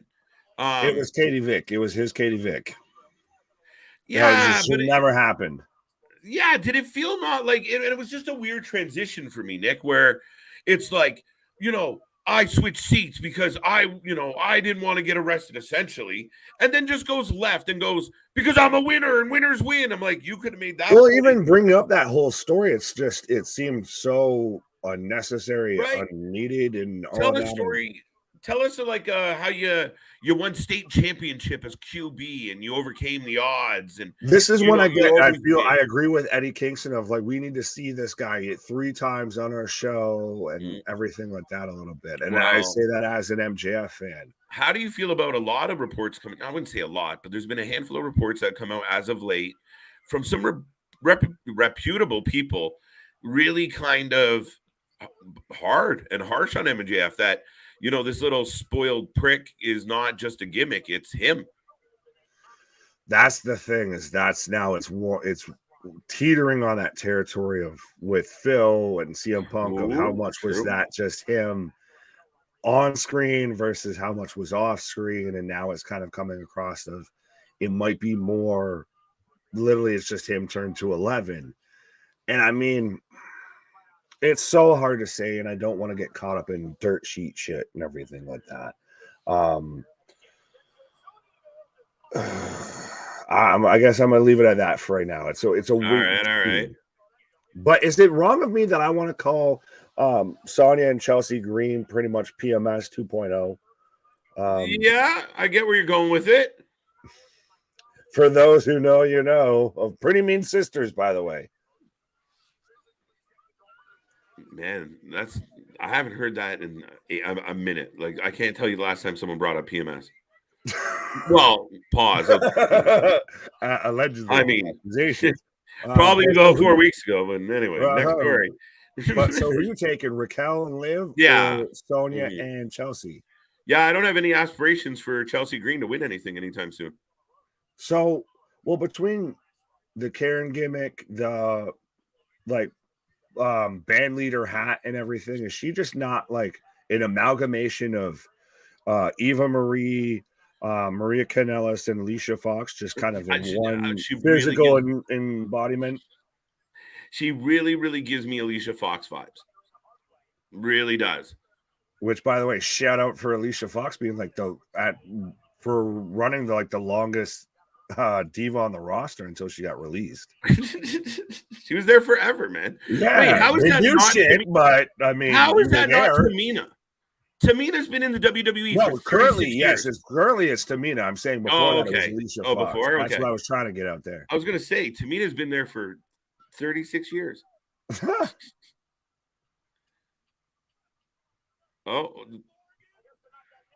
Oh, Raquel's got Liv up, and now she's going to powerbomb Liv onto Chelsea. 1, 2, 3.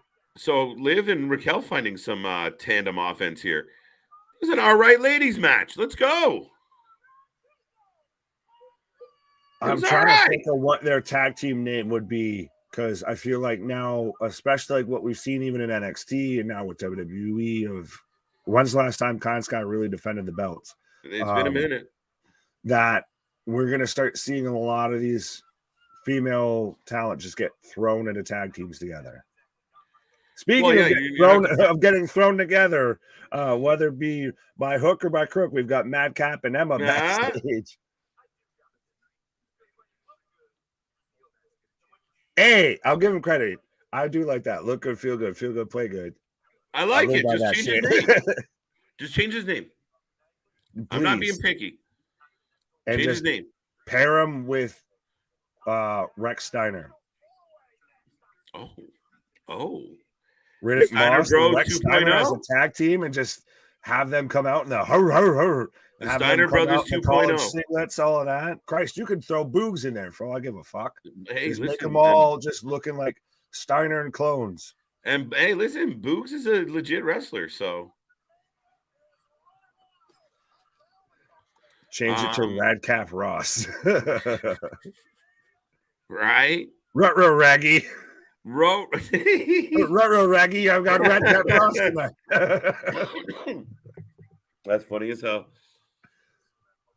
And see, we're getting a replay about Kofi Mania now. Right? I think it looks like they're going to have a little documentary or short. Yeah, celebrates Black History Month. I get, but how fitting that we've got everything going on with Sami tonight, and we're celebrating Kofi Mania. I get Black History Month, but it's just the parallels are too strong. Now, you weren't here for the Sami J confrontation, or I heard it. I heard it and kind of tried to peek and everything like that. To me, it's New Jack City. If I feel like Jay's gonna end up at the end of with Jimmy of like, I am my brother's keeper. Yes, right? I am. And then Roman, I never liked you anyways, pretty motherfucker. But dude, that's exactly what I said. It's funny that you went that route, because I am a brother's keeper was my first thought, and that's kind of funny. But absolutely, I think that's what this will come down to, and it might not have anything to do with Roman, just more I'm loyal to my brother. Yeah, well, and it's so interesting, and like I've said, I've talked about it before. I've seen other channels put out videos about how Jey Uso still may end up being the main player, the main chess piece in this whole thing. Well, granted, was probably a week or so ago. Yeah, no, I hear you. But and even that of how we could still get this full circle story from main event Jey Uso. What if Jay puts his spot on the bloodline on, or something like that, for Sami to get another chance, or something like that? If Jay has to put something on the line for Sami to get another chance, or something like that, that's where we get to with that. I could see it could. This, like I said, this reeks of Yes Movement. This reeks of Kofi Mania. We've got an Elimination Chamber moment, Sami versus Roman, just like how we had the Elimination Chamber match with Kofi Mania, to where Kofi was the last one to lose just to Daniel Bryan, and then the New Day had to put something on the line for Kofi to get his shot. Maybe Jay put something on the line for him to get his shot. I'm just reaching the question. It needs to happen. That I was waiting. I thought there was more question marks. There was a lot of question marks in that. There was a lot of question marks in that one, big guy. Why? Yeah, a lot of question marks from the guy who says what a lot. Yeah. No, I mean, the only thing now is, does it become a Roman Cody night one, a Roman Cody, a Roman Sami night two? Is that where they go with this? And I still don't know how I feel about it. So I don't know, man. Like triple threat for both belts. Roman doesn't have to take the 2 out of 3 falls. Oh no! First fall for one belt, second fall for the other. I can see that, but you're also, I feel like you're halfway getting convoluted. But to me, it's I like convoluted. Now, but see if we do that though. Does Roman take the pin? Because that's, to me, I feel how you get an out for Roman still. Yeah, if he doesn't take the pin. Yeah, you could. Cody pins Sami. Sami pins Cody. They both run away. But still, the pop when Sami Zayn hits a haluva kick and then falls prone on top of Roman Reigns for the 1, 2, 3. Where's WrestleMania? This in SoFi Stadium. I don't know if they'll have the roof on for that or anything like that, but I would hope you don't have it on, because that motherfucker is going to get blown off if that happens. Right? Yeah. No, absolutely. Speaking of roofs getting blown off, pause. Jason Derulo. I'm getting an ad for the Super Bowl, which we'll be here live for on Sunday as well. All right, here we go. So absolutely, even before the stream gets there, now you can go ahead and get your, who you think is going to win ahead before the stream kicks off and everything like that. Leave a comment, all that. My high school students mimicked WWF moves. Ambulances every week. I was going to say, be glad that they were high school students, because I remember doing that shit in like elementary school and everything. Yeah. Just sit there on the playground and just. Right. Love when you realize certain moves weren't as easy as they looked, especially if somebody gives you dead weight. You're like, shit. You had to really trust somebody to let them give you a fucking tombstone or a pile driver or anything like that. Man. Dude, one of the worst things ever is I took a power bomb, and it just, when you're just like, hey, kill me. Oh, fucking brutal. Literally knocked the wind out of you to the point where you sound like a fucking squeaky toy. Oh my God. As we're getting Charlotte Flair interviewed backstage right now by Michael Cole. Michael. I do like that we're still building up and we're getting Rhea versus Charlotte, because this is what Charlotte's even playing to right now. Of I knew 2 years ago when this happened and everything that she viewed me as her mountain she needed to climb. Pause. But really, Charlotte's the Roman Reigns of the women's division. This matchup for me is extremely interesting because I have a strong feeling by the end of the match, everyone's going to be cheering for Rhea Ripley. And if Charlotte wins, she will get booed. I almost have the feeling that won't happen during the match. That'll happen at the prior of the match. Oh, good. It might not even make it to Mania. Oh, no, I think it'll make it to Mania, but I think that when we get to that, by that point, we'll probably have gotten Rhea versus Beth Phoenix. We're already getting a modified version of that in Elimination Chamber with her and Finn versus Edge and Beth. I think by the time we get to Mania, the second Rhea's music hits, the crowd will pop. Yeah, that's even if they cheer still for Charlotte, they'll cheer louder for Rhea. I think so. I really do think so. Now, Charlotte delivers a good little thing. Now, here comes Karrion Kross. A good little thing.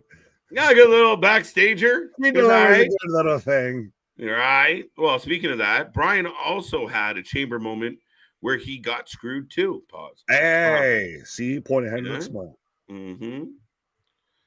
I could see Jey Uso walking out of the match. Then we get a 6-person tag team match. Roman, Jimmy, Solo. Hey, welcome back, Brooklyn Joker, by the way. Karrion Kross is coming to the ring now. This one's interesting because, again, I think we're getting a little too complicated in some of the guesses. You got to remember who we're dealing with. And even under Triple H, they don't generally get overly complicated with shit.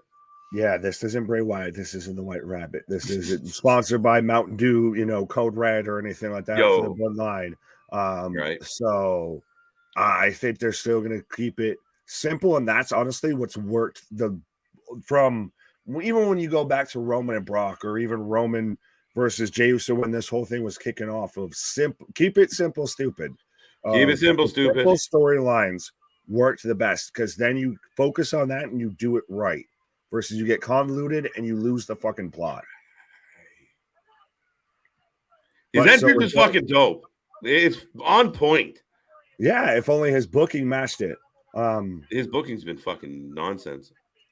Yeah, but I'm hoping that this is where we start to turn this around here, because I'm picking. So we've got the Fatal 4-Way coming up for the number one contendership for the IC title. We've got Karrion Kross versus Rey Mysterio versus Madcap Moss versus, I feel like I'm missing or forgetting the fourth person.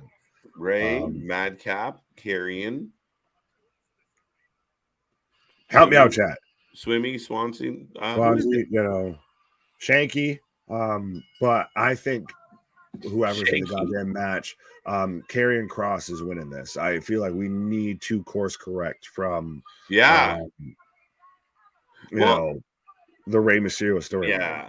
Nick, do you find it funny? I mean, you see all these people who criticized, Vince, they bring Karrion in, they give him the leather mask, and then he loses to Jeff Hardy, and he jobs out. And then you're like, all right, well, here comes Papa Paul, brings him back, makes him important for a minute, and then he gets rolled up by Mysterio.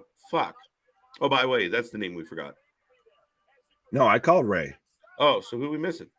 That's the thing. Hold on. Let me check the here. Who's on first? Oh, Escobar. How the fuck did we forget Escobar? See, that's how you know. That's how you stay good with the cartel, is you forget about Escobar. I never heard of a man named Escobar. I don't know who you're talking about. Santos is a bit of a dark horse for me, sir. See, I've seen a lot of people think he's almost the favorite for this match. Favorite? How? Because he's foreign. I mean, I guess. I don't know how to say it. The entrance, look, he's a badass, man. Let's go. LDF, Legado del Fantasma. It's the LWO. Right? Dude, it's perfect. They need to recruit Dom right now. No, that's how Dom Mysterio should be coming to the ring. They're going to turn Rey here, I feel. But this is a fucking...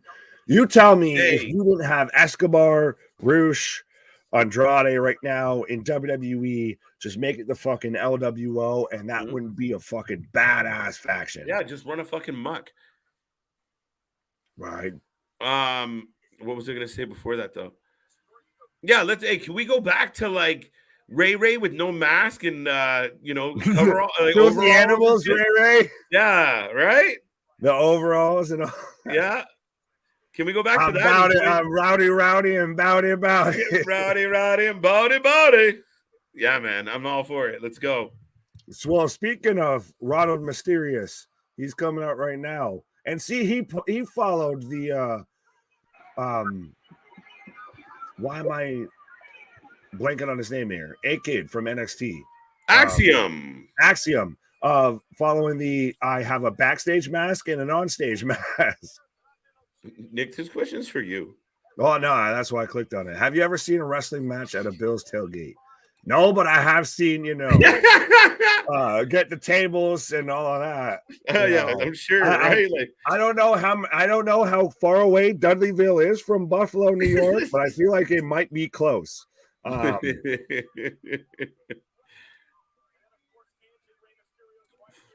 we even get the wifey. Oh, wifey. Oh, look who's up in the rafters. Gunther and Imperium watching from the crow's nest, I guess. Looking good. I like what they've done, man. I really do. And I mean, Gunther's been Gunther. Yeah, you may never get that fucking title off this man. Well, he's right now, I think he broke one of the records, or he set a milestone for longest reign as IC title holder. As we go in a commercial, of course. Got Santos for the win. Yes, so folks, if you haven't given us your prediction for the Fatal 4-Way, the final match, the main event of Friday Night SmackDown on a Feel Good Friday, who are you taking? I'm gonna take Santos Escobar. After I sat there and you gave me guff about saying how he was the favorite and everything, you're gonna fucking turn around and pick him? Oh, I don't want to take Cross. I don't think Cross is gonna win. So, and I can't take Madcap. You don't want to take Madcap or Mysterious? And Mysterious, I don't want to see wrestle. So, so the enemy of my enemy is my friend. It's like default. It was the default setting. I'm sorry.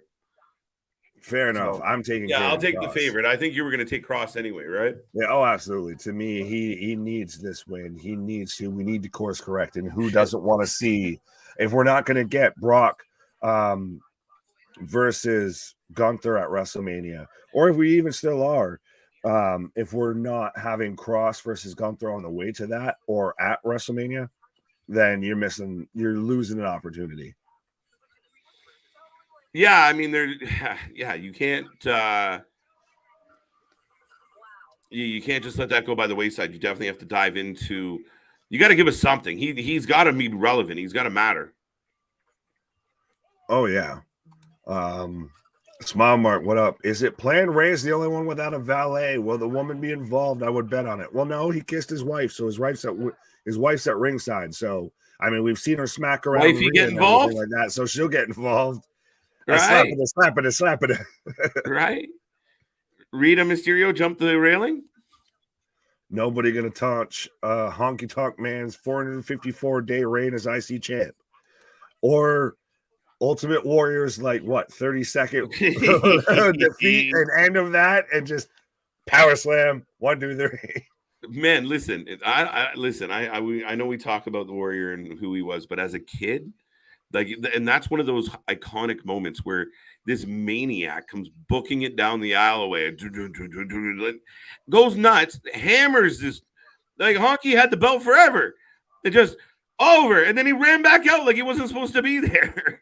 My first wrestling memory as a fan is WrestleMania 6 of Hogan versus Warrior. Despite how both of them are shoot heels in real life, how they were both just the two biggest baby faces of literally they had these men as fucking constellations colliding, the mega powers, collide and all of that.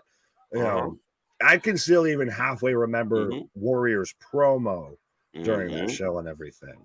So, right. Yeah. And you know what? For me, I remember being, and that's one of my early childhood wrestling memories as well. Because it's in Toronto. Right. But not only that, it was just when they were standing face to face, and the crowd was nuts. And that's what I loved about it. That's why I started falling in love as a kid with wrestling. Was just like the pandemonium was Right. unbelievable. Absolutely. Well, that's like we've talked about with a lot of this stuff of is the crowd reaction is what makes at the moment is what makes it feel special. It's a performance still as much as it's oh yeah, we know da da da da da. Right. It's organized combat, it's choreographed combat, and the crowd reaction behind it is what makes moments Absolutely. of Sami Zayn in the Thunderdome, you know, cutting that Yeah. whole promo he did earlier tonight. Total opposite moment Right. there, I Lead feel. balloon. Right. But so we are underway with action, and we've got Cross and Escobar kind of teaming up all right of like, no, I get him. No, you get him. No, yeah, I get him. You get him. Right.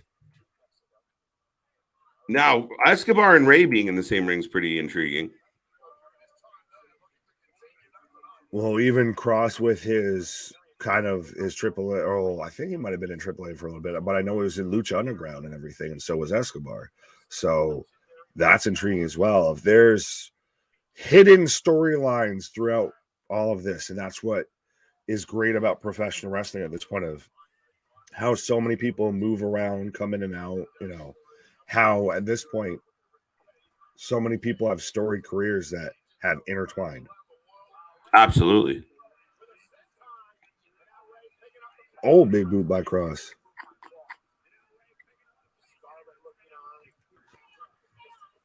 I think you're a touch loud, my friend. Nope. My bad. There we go. All good, all good. Turn it down, turn it down, turn it down. All that excitement, sir. Ha! Oh, knife edge chops from Escobar on a Cross.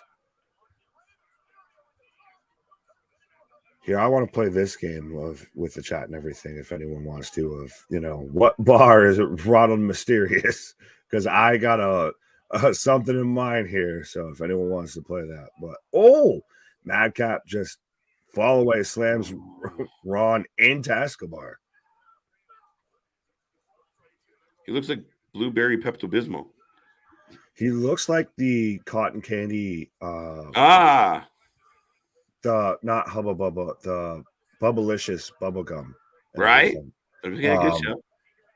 Small Mark still don't understand the Cross Ray beef, and then C Money instant response. He took his parking spot. He did. Yeah, we don't know why.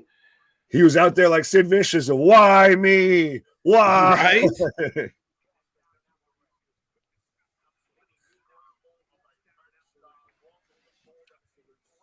So, so do we see anyone that wins this match beating Gunther though? No. No, realistically. So who dethrones Gunther? Oh shit. I mean, it could be a minute, man. It could be, I mean, it could realistically be someone like Drew or Sheamus. Fuck. Gunther could have this for a while, bro. Nick Aldis. Nick Aldis is outstanding show. I would hope. I hope.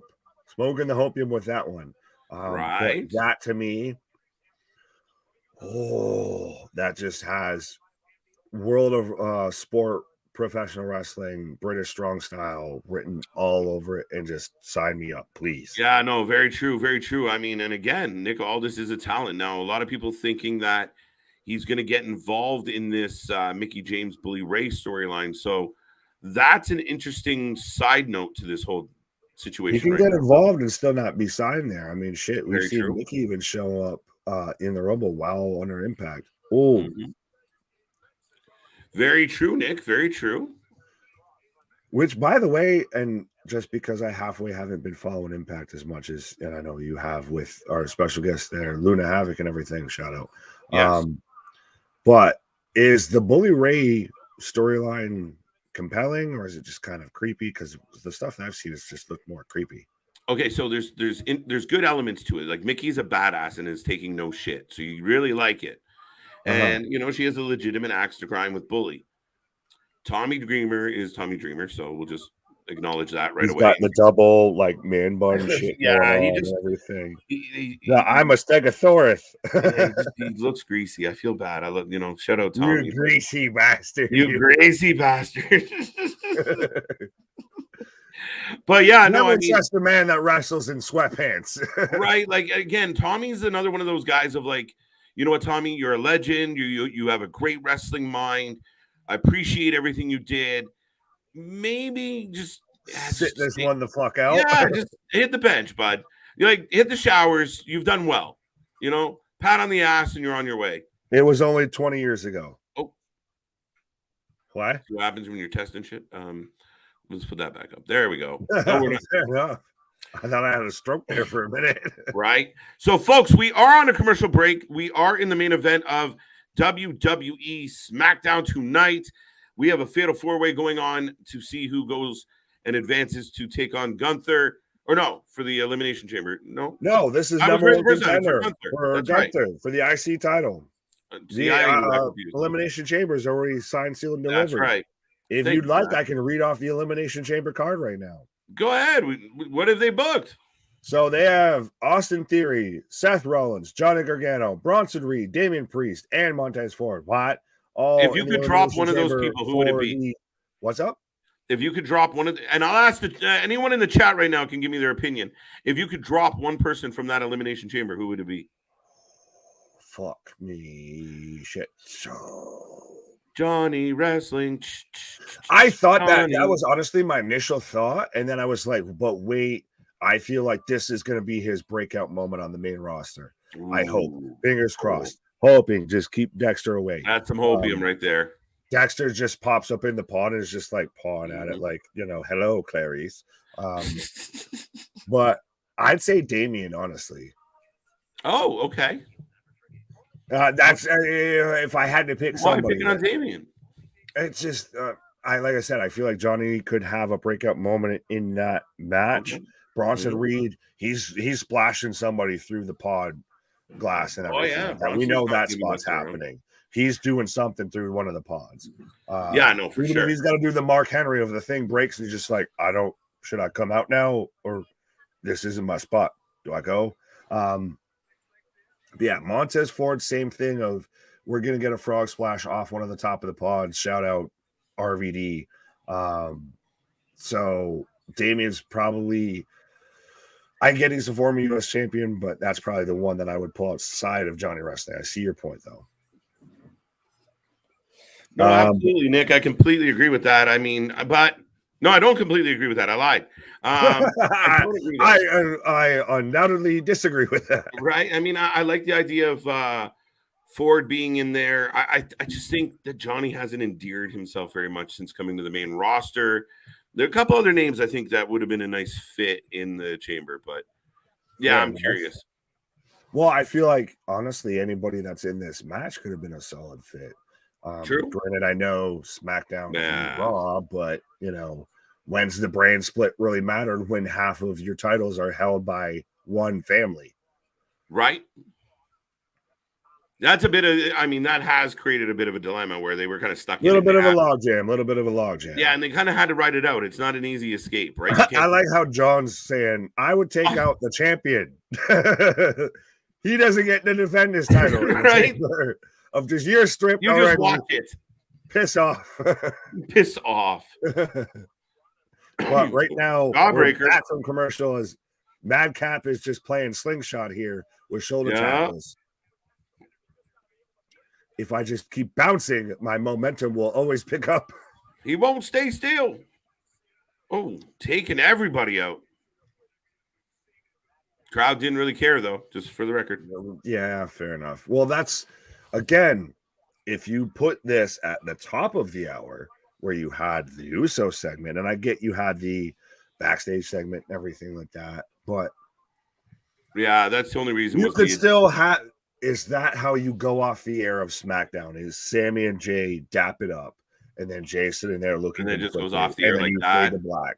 Yeah, I like the idea, and then the only difference I would have had is like Paul Heyman, like back behind one of like in the background, kind of distant. You see the fist bump, and as they part ways, you notice that Paul's back there, 20 feet away, kind of idea, and the You show hear a starts. door shut or something like that, and you don't know Right? whether it was Paul or whether it was Jimmy or who it was or anything What do like you that. think about Jay giving in and giving some love?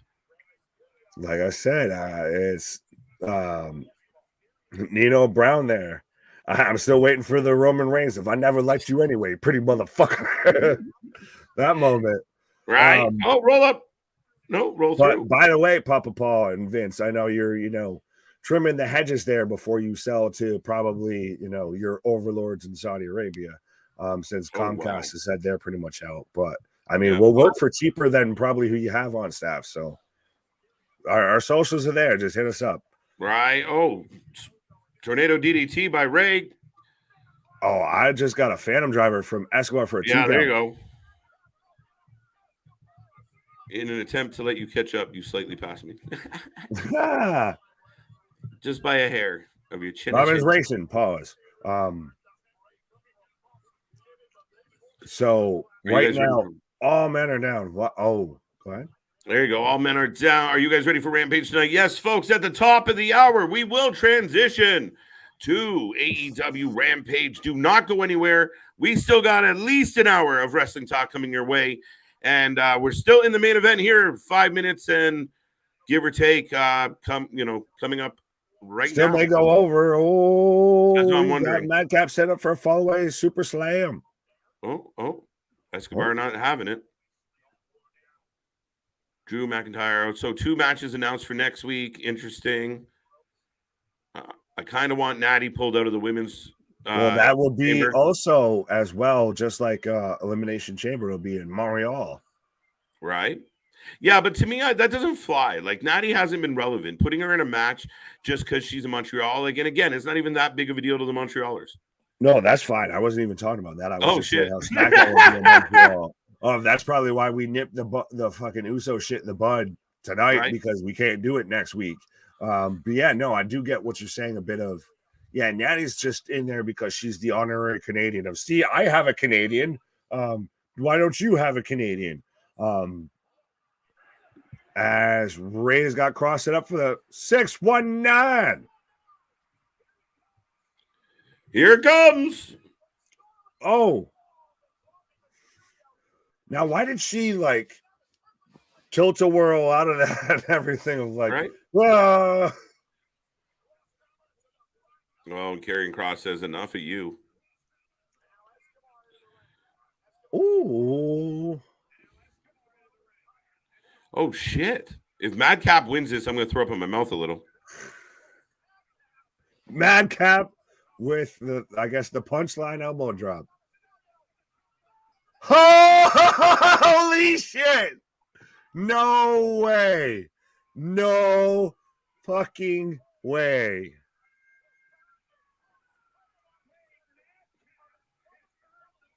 What?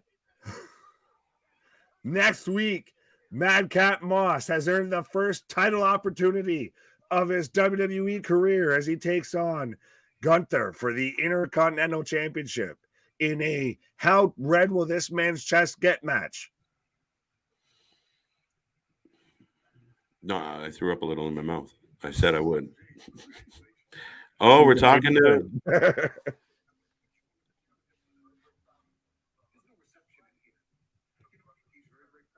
Oh, this is interesting. Sorry, we're back to Paul. Sorry, I'm still in shock. But you know what? I mean, Madcap's not going to win. Yeah. I mean, it's a good chance to put a little shine on him. Maybe he gives Gunther a good go. But I'm surprised with the names that they had in that match.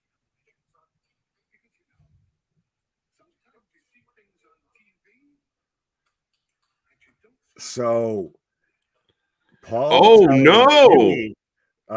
To next week, why don't you stay home and watch this on TV? Because you can't get it in the fucking country. And because, you see things on TV that you don't see when you're here live. Right. Like if you see that fist bump between Sami and Jay. Right. I mean, you're sneaking around and you know the cameraman's on you. It's a little bit weird. I love this with Heyman. He's just literally stirring. Oh, if anyone that's watched like the Lord of the Rings movies and everything, the little fuck that's talking in the king's ear and everything, that's just poisoning through everything. That's 100% what Paul Heyman is here. Just literally stirring. I'm gonna drop a little bit here, a little bit there, a little bit here. A little bit here. The ultimate fucking chess master. That's it. And he is the wise man. So we'll see how this all plays out. I mean, and that's why we got the match early. They kind of weave the story through. I don't mind it. I didn't. Oh my God, I'm blown away by it. But folks, at the end of every show, we take your rating out of 10. So get in the chat. Let us know out of 10 what you're taking, who you're taking. And in the meantime, as you get those ratings in, we're going to change over to Rampage. So don't go anywhere. Let's go.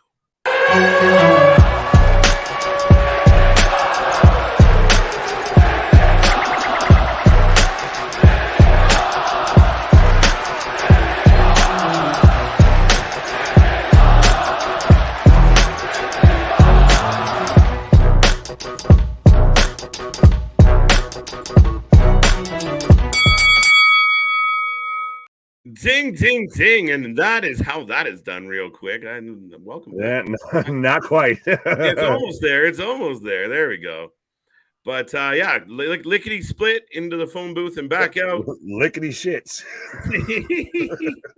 7 out of 10 says John LaRue on SmackDown. Folks, get your ratings in on SmackDown. And in the meantime, let us know what you think about the beginning of Rampage as well. Absolutely. We got the doubleheader just tonight, just like how tomorrow night we've got, the double J session is, I guess, the best marketing way I can put that and everything. The double vitamin session, the double header with the J Cup of Take Me to Church 2 p.m. and at 8 p.m. And we're already kicking off Dynamite with Blackpool Combat Club versus Kip Sabian and the Butcher and the Blade. Right. So, now, is it interesting that Moxley, big fan of the Blades, as we saw very blatantly in his match with Moxley in the early all of that now he's wrestling a Blade. How long at this point until his head starts juicing? At what point in the match does Moxley just start rubbing himself against the Blade, getting confused? Just wait, your name's Blade, right? Why am I not busted open yet? Dude, give me juice. Come on. Pause. Anyways, give us your predictions, folks, as we're starting off Rampage. Hot out of the gate with Blackpool Combat Club versus the Not Cool Combat Club. Right. With Kip Sabian and Butcher and Blade. Remember, folks, no spoilers. This is a no spoiler zone. I don't know what happened, so don't tell me. Yeah, this is spoiler-free airspace. John with a 7 out of 10. Dale with a 6. Damon with an 8.5. Chris, what up? Small Mark. I missed the first hour of SmackDown, so can't give full score 5.5 for last match. Well, you're punishing them for your shit. That's not fair. Well, no, I'm still on one hand, though. It feels like that it almost might be still a full rating. What did you think, Nick? Or this one's an interesting one to rate. Again, you're several weeks away from Mania, but you're only 1 week away from Elimination Chamber. Some good stuff in there. We had a couple really good matches. Mm-hmm. I didn't hate it. 8.5 from Damien, 6 from Dale. That's very high. That's very high. I'm more around Dale. Hey, how dare you? Between Dale and John I wanted to halfway for the memes and sake of Pat of go for the 5th. But no. To me it's 6.5. 6.5? I'll go 7. Okay. Just because, a little bit of a Price is Right move. Why have we not gotten fucking Butcher and Cesaro, Claudio? Look at that. Match at this point. Yeah, man. Matter of fact, why is Butcher not in every Popeye or Pirates of the Caribbean movie? But Butcher looks great. Yeah, if this was fucking shaved his head. Yeah, this looks great. If this was some Guy Ritchie movie right now. Listen, useless with the chops here. I talked about this a lot on Wednesday. Would you not agree that Would you not agree that you are literally in a situation where the tag team divisions just kind of disappeared? Oh yeah, Bobby!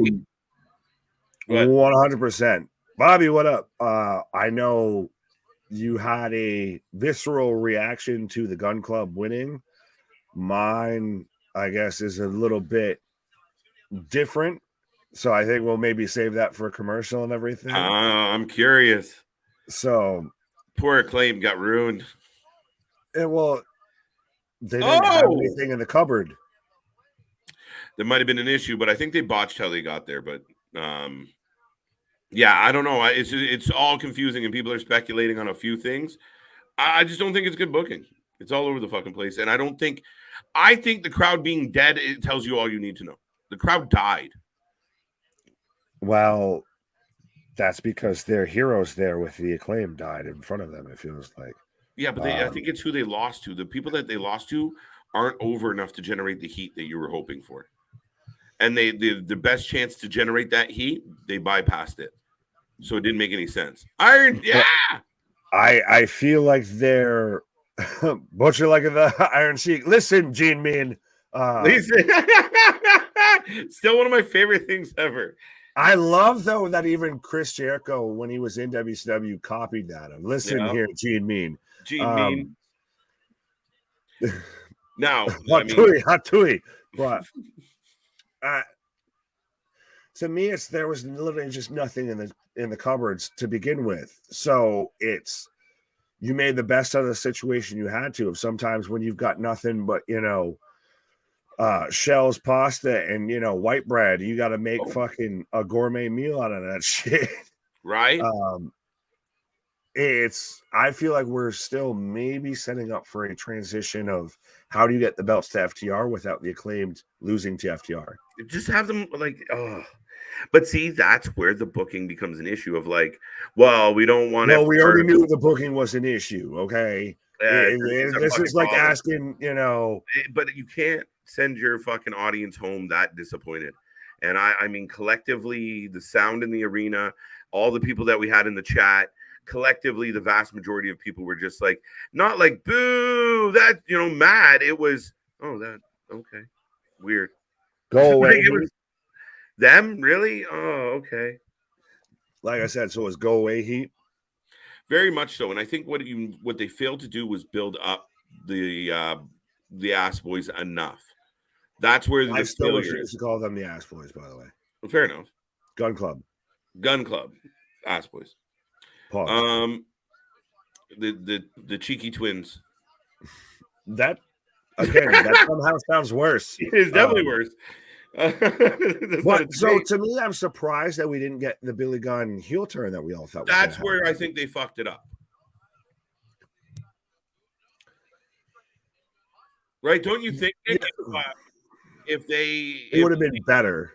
It would have been very much better. To me, it's again like we were saying here initially, as we've got Moxley with the twigs and berries into the turnbuckle, right? As we're fighting on the outside, but there's no one else in the tag division. Of course, your top, the guys who run your tag division moved into the trios division. And now they left the cupboards bare of Dad forgot to come home with the milk. Where are the canned goods, Dad? Right. Dad, I'm sick of SpaghettiOs. Right. Oh, Sapien. Sabian, not Sapien. Sapien. No, one's Sapien. A primate, one's a wrestler. Right. But Primate is also a wrestler. So wait. Yeah, you see where I'm going with this. No, it's the tag team divisions down to the bare bones. Really is. And that's why if they do get FTR to come back, which is would be very surprising to me after Dax has come out there and talked about how it was in the tag division under the Bucks and how pretty much their next move is going to be probably their last move when it comes to pro wrestling as far as transitions. So if they hitch their wagon to AEW and their out of the gate feud is with the Gun Club, we're off to a bumpy start. Putting it nicely. To your point, Nick, about building towards FTR, I get it, but I'm not even exactly thrilled about that. Like, what are we gonna do? I mean, I don't know. It just felt so flat for me.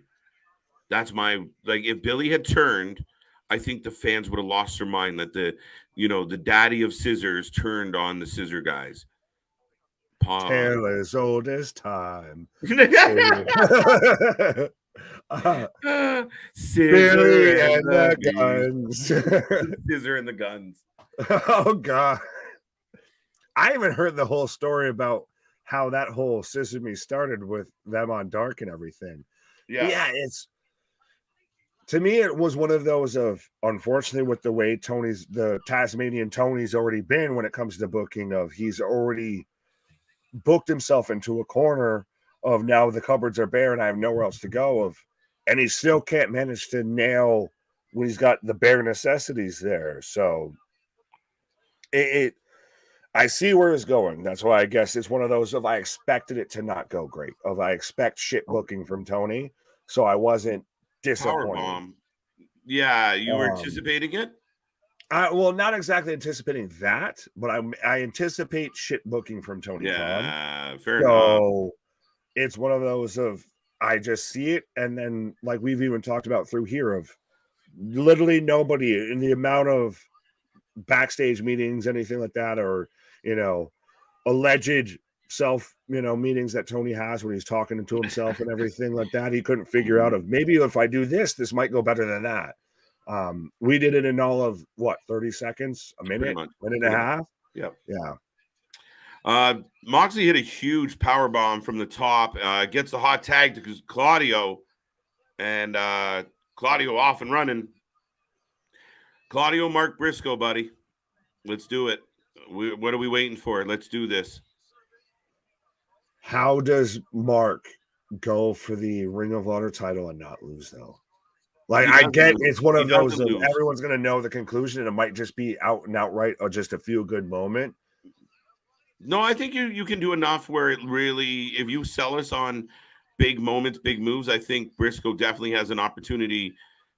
Claudio is viable to win, so there will be a lot of moments where you're like, oh my God, Claudio almost had him. But I still think they would put on a banger of a match, and I think it's a great story. Revolution, Cesaro. Let's go. If he does that at Final Battle fucking 18 or whatever next Ring of Honor show that they have coming up, that's in sometime in March. Honestly, that's not a bad shout because I feel like you could really that's again a Daniel Bryan through unfortunate circumstances. It's your groundswell. People are naturally behind this person, so just fucking run with it. You didn't plan for it, but sometimes lightning just catches in a bottle. Absolutely. They had it with Eddie Kingston and they fucked it up. Yeah. And now you're stating bitter, angry Eddie Kingston as we're going swinging. Yeah, Chris Jericho's least favorite move. Oh, and Jericho talking about it. Oh, Jericho's on commentary. Well, that's a prime example there, folks. Why we are the alternative commentary. Right. Somebody you can't get real life. So you don't have to hear the Ocho. Because you just be sitting there saying, oh no. It wouldn't be a Dynamite show if we didn't have the Ocho. Well, it's funny because it's not a Dynamite show. it's a Rampage Dynamite show. I meant an AEW show. There we go. Vitamins, folks. Vitamins. It's a Friday feel good. And the Butcher is just kicking Cesaro in the face. See, sometimes the unplanned script in our brains gets stuck together with that resin. Right. As Mox hits a cutter on the Butcher. I feel like Moxley lately, he hits a lot of other people's finishers. Well, when you can't hit your own, you just start doing other people's shit. Yeah, you can't even I already fucked mine up. I turned a DDT into a suplex, so fuck. Right? Oh, shit. Clothesline. Yuta breaks it up. Yuta man.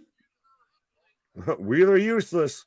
German suplex. Oh, wow. Big German on a big man. Onto a very German-looking man in the Butcher. He hit a German on the German. Pause. Accusations.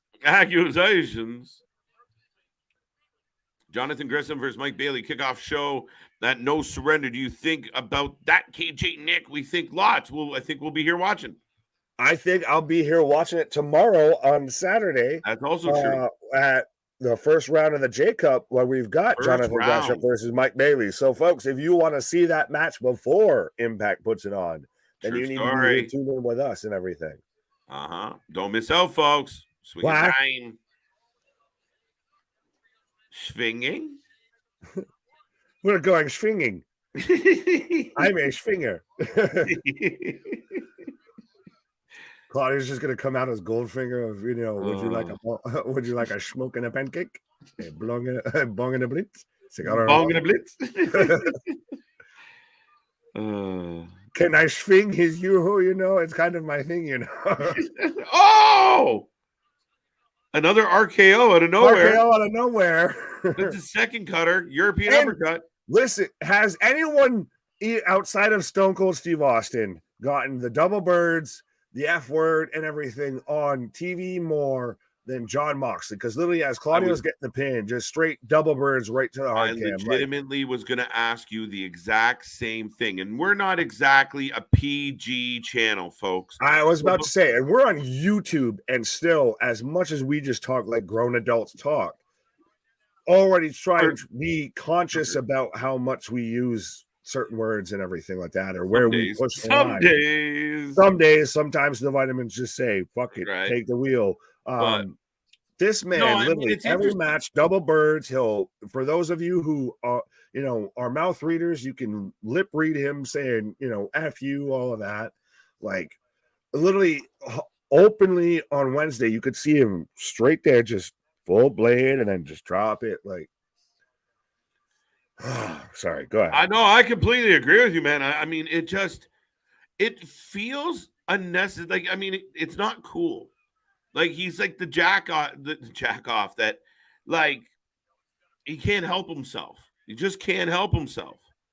He's the guy cosplaying a Stone Cold that takes it too fucking seriously. As next week we're getting Adam Cole talking with Renee Paquette. Mm-hmm. Who's gonna be the asshole that has to face Adam Cole in his return match? You know what? Adam Cole's playing really nice right now. I think that Adam Cole could pop up and super kick a babyface in the mouth. But I still feel they instantly become the heel of it. Still, I don't care if it's I just can't stand of whoever Adam Cole right now. I feel he super kicks. It's you got the magic touch. You're now heel. Like you're now getting booed. All right. Commercial for Hogwarts Legacy. Interesting. So close, yet so far. Cutter by Moxley. Yeah, I mean, are we surprised that Moxley there, hitting cutters? Hey, well, when you take a DDT and turn it into a suplex, I mean, you don't know what the fuck you're doing. No, not at all. I mean, it's to me, it's very surprising. And again, like we were saying about if he wants to be in a heated moment in a match and kneel down and flip the bird to a guy's face, a la Austin, fine. But just to randomly throw the middle finger up everywhere you go, it just stopped being cool.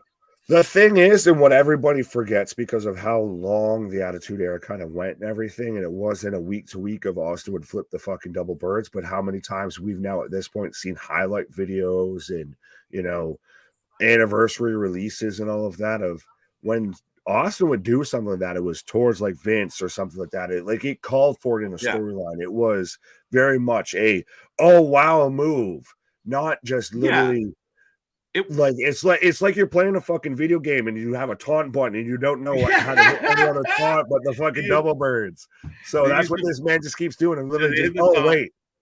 Like you're not fucking Star-Lord here of like, oh, I'm sorry, I don't know how this machine works. Like, dude, you're on national television and you proceed to constantly just double birds, after this, after that. You're constantly bleeding and everything. And I get, if this wasn't on national TV, if this was GCW, I'm fine with it. Fine, fuck it. You can have that. But this is national TV. Act like you've been there before, my guy. Right? You would think so. But yeah, it's just, I mean, we're not going to be gratuitous. But it's definitely gratuitous. And again, at this point, I'm like, dude, be better. Do better, be better, kid. Right. I almost said kids, folks. Claudio, what was this question? I like this one. Alpha Romeo water slide? Is that what they called it? I don't know. I missed that. This again, folks, like I said, this is why we are the alternative commentary for all things professional wrestling and beyond. Yeah, because we'll just tell you what have to listen to bullshit like that. Yep, there you go. Adam Cole, baby. We'll see where he is taking his career. He will be with Renee Paquette next week. So yeah. Nick, what about JT Marshall? You mean QT Marshall? QT Marshall? SmackDown was 3 out of 10. Chris not feeling it. I was lower than you, but I don't think it was that low. No, you were 6.5. I was 7. Yeah. No, I mean, I liked chunks of it. I really thought the tag match was outstanding. And I still like what happened with the bloodline. The story was good. It was just still I now, because of what happened throughout it, I guess it halfway makes sense. But that means you really had your real main event at the top of the hour. Right. And why is Ricky Starks still involved with Chris Jericho? Man, and it fucking sucks. Literally and figuratively, Chris Jericho, the vampire of professional wrestling. Let me just call this man icy hot because I'm about to take everything cold off. Right? No, it's not good. That whole back elbow with the mask on Wednesday. Here you put Ricky Starks, the upstart young guy trying to make a name for himself. You put him in a gauntlet match. And then you job him out after the second guy because you don't want your two marked men, your two made men in Sami and Danny not to fucking lose? What? The Impractical Jokers are here. This is why AEW at times, and I get certain people like it. And it does have certain people, bro. Well, and it does have good quality at times. Why the fuck is this on my fucking screen right now? Did you not say we try not to use certain words very much? Well, if Moxley can get away with it, I can get away with it. God damn it. Well, I mean, are we going to get like a Johnny Knoxville, Sami Zayn? Like it'll be like the Impractical Jokers versus maybe the Acclaim. They're not doing shit. Well, they're trying to get the crowd chanting small bat right now. This is so just childish. Like just this here is comes Jericho. Our show sucks, but see, we have those guys from that show you do like on our show, right? So you watch our shit. And well, we've got to have something for Chris to do. And Chris, I've heard enough from the guys in the locker room. They don't want to keep being stuck in month-long, half a year-long storylines with you. So here, I'll bring in some guys that work at TBS, and they'll do something with you. Well, I mean, he is a superstar. He is a megastar, Nick. And, I mean, he appeared on one of their episodes. So here we go. He's going to go have a moment. And this is the man who said, if I'm losing it, I should retire. Is this man deaf? Can this man dude, the career of he's telling everybody this is the year of his career. It's like 2022 was the year of his career, and he's better than he's ever been, and it is fucked. But here comes the Jerk Off Society. Yeah, well, I'm sure fucking, my senile grandfather still thought he was fucking, a star pitcher in, Oh, look, they're beating him up. Why the fuck? Just why? I will say fuck Chris Jericho. Right? The Impractical Jokers took the bump better than the Librarian, so I will say that. Senility has not done any favors to Chris Jericho. No, it's not. It's gratuitousness. It is an overinflated ego by surrounding yourself with utter ass kissers. An echo chamber of this is what happens, folks, when you have no one around you that will actually check you and put you in your spot. And let you know when you're getting out of pocket. And that's a fucking problem, right? Like you cannot have. But that's the AEW roster. It really is. And we've seen it hurt them before, and we'll see it hurt them again, unfortunately. And like I said, it's the same thing with Ricky Starks, right? Like you couldn't let him go over Danny. You couldn't let him go over Sami. You had to find a way to job him out. Brutal. As we're getting Joker 1 through Joker 2 through the table here. in the slowest table spot known to mankind. At least the table fucking broke, dude. Yeah, but did it break now or did it break in 2024? That shit was fucking slower than molasses. Well, there you go. It was probably one of their punishments. I'm going to see if I can get Chris Jericho to put me through a table right now. Right? Dustin Rhodes. Why is he at a fucking construction site? Does this Why man are not you have a mad home? at everything? Is this man not allowed in the backstage area? He works out He's got a side job. Does Tony not pay that well enough? He's got a side job as a fucking construction. Well, that's why we got all the mercenaries running around. He's a man, such a man. What do you think of Dustin going after Swerve? I don't mind it, honestly, because I feel like if there's somebody that's going to give Dustin a last match on the roster, that's a last, go out looking up at the lights match, it's a guy like Swerve. I still want to see him stay home for a while, let his contract and everything, enjoy retirement for a year, and then just come back to the WWE for a small little window, and you let your baby brother put you out to pasture. Does AEW, if Cody is at WrestleMania, even if he doesn't win, if he's in the main event of WrestleMania this year, does AEW let Dustin be there in attendance? And does WWE acknowledge Does the WWE let him be there in attendance? And I don't know. At least not a visible. We'll see how the contracts go. Yeah. If he goes out on his saddle and everything like that before then, while I'm retired, my contract's null and void. I can do what the fuck I want. Oh, wait a minute. They're having a brawl out in the receiving area. The zombies have gotten to Dustin Rhodes here. The Walking Dead. I didn't know this was on TNT. Brick Lesser is here with his partner. Pork Lesnar. Pork Lesser. Bork Lesser is here. And Dustin taken out. Oh no, that's Dustin on the ground. Never mind, my bad. Oh, as he gets thrown into a box and a pallet by random lawnmowers and weed whackers and forklifts. Yeah, apparently they're at the local Home Depot. Like I said, man's got to work a side job doing construction. Yo, that was interesting. Swerve does kind of halfway seem like this kind of comic book villain with this whole. Yeah, I like Swerve a lot. Oh, all right. Already in the ring. Already in the ring. You don't know me, Marina Shafir versus Ruby Go Home Soho.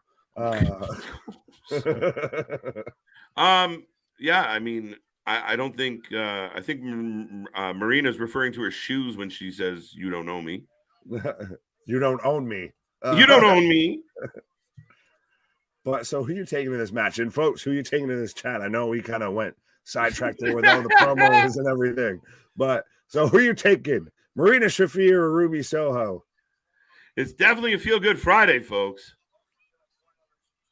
Well, it's like I said, it's the KFC, Pizza Hut, Mountain Dew, Pitch Black, Honey Mustard Barbecue, fucking pre-show to the Super Bowl on Sunday. Oh fuck! What is happening here? All right, okay. Shafir on top. Pause. Wow. So who are you taking? I asked you. Who are you taking? Ruby. Destination. I don't know, man. Ruby hasn't done much. I'm expecting this match to be a bit more along the lines of when we got that kind of more extreme tag team women's match and everything that people got upset about with Tay Mello and Anna Jay and Willow and Ruby. I think this is going to be hard hitting, as we've gotten a bunch of chops right now from Ruby. It's just literally been nothing but strikes and hard hitting. So I want to take Marina just because I feel like I see that even though she came out there with the, Farmer in the Dell straw hat and everything, with You Don't Know Me, but there's something there somewhere. With Marina? Yeah, I mean, she Yes. is an athlete. I mean, and she hanging around with Roddy. Do you think something would rub off on her? Pause. Accusations. Accusations. No, I mean, she's green, and I know we bagged on her a little because she, unfortunately had a series of unfortunate events led. She's wearing green. Yeah, she is green, and also Ruby's green. Right? Everyone's green. Well, Everyone's green in AEW. And that is a truer statement has not been said. Everyone is green in AEW. Right? Green as goose shit. Right? We just call it GEW, Green Elite. green we Elite. Call it GU for short. GU. I'm watching. Welcome to the GU. That may or may not be what Tony Khan does backstage. Hey. Accusations, allegedly. See, like I said earlier, I learned from Pat and everything. You just say allegedly, you won't get in trouble. Right? Allegedly, for sure. We need to see Saraya and Tony lending a hand to Ruby here, causing dissension, smellness. So they just become, the all WWE women's faction. Oh, that's dumb. That's a reference. Yeah, I know. It made me laugh. I don't know. I mean, Ruby's been flirting with Britt, so accusations. Accusations. This is the problem when you have too many catchphrases. You can't even get through a fucking sentence.